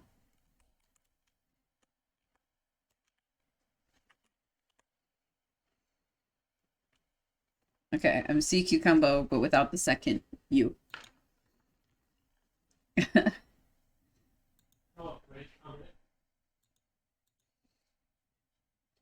my god, verification codes.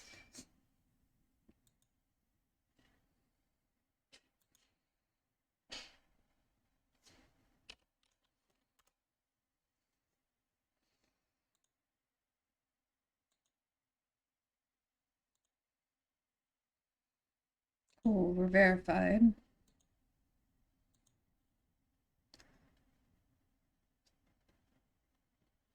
Where did it just go?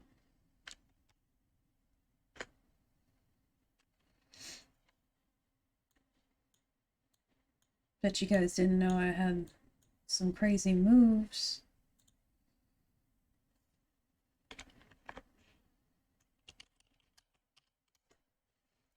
Oh my god.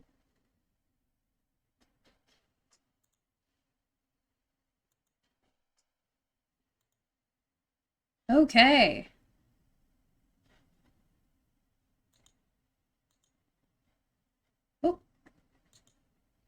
Hello, EA. Interesting. What? No full screen? Not allowed? Okay. Okay.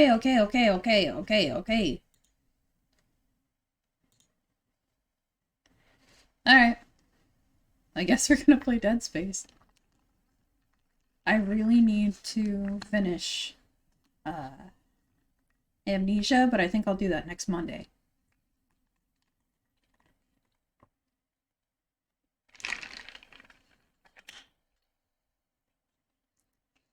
Alright, everybody, take a bathroom break while this is downloading. I'm gonna go to the bathroom.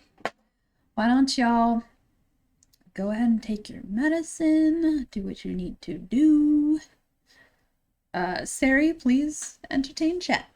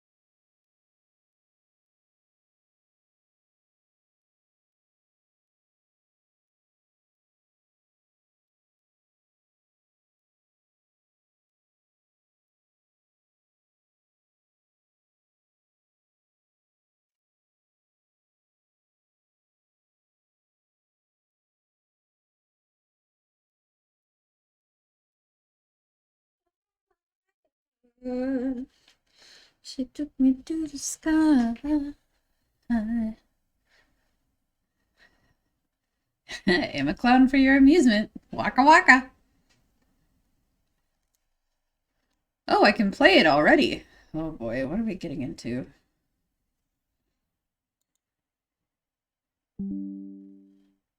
Oh, whoa! Whoa!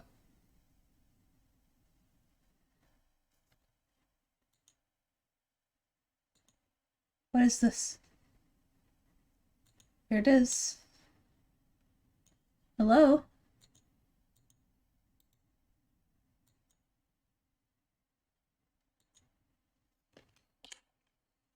You know what? I'm gonna go ahead and end stream for now because I need a break. I love you guys. Thank you for coming.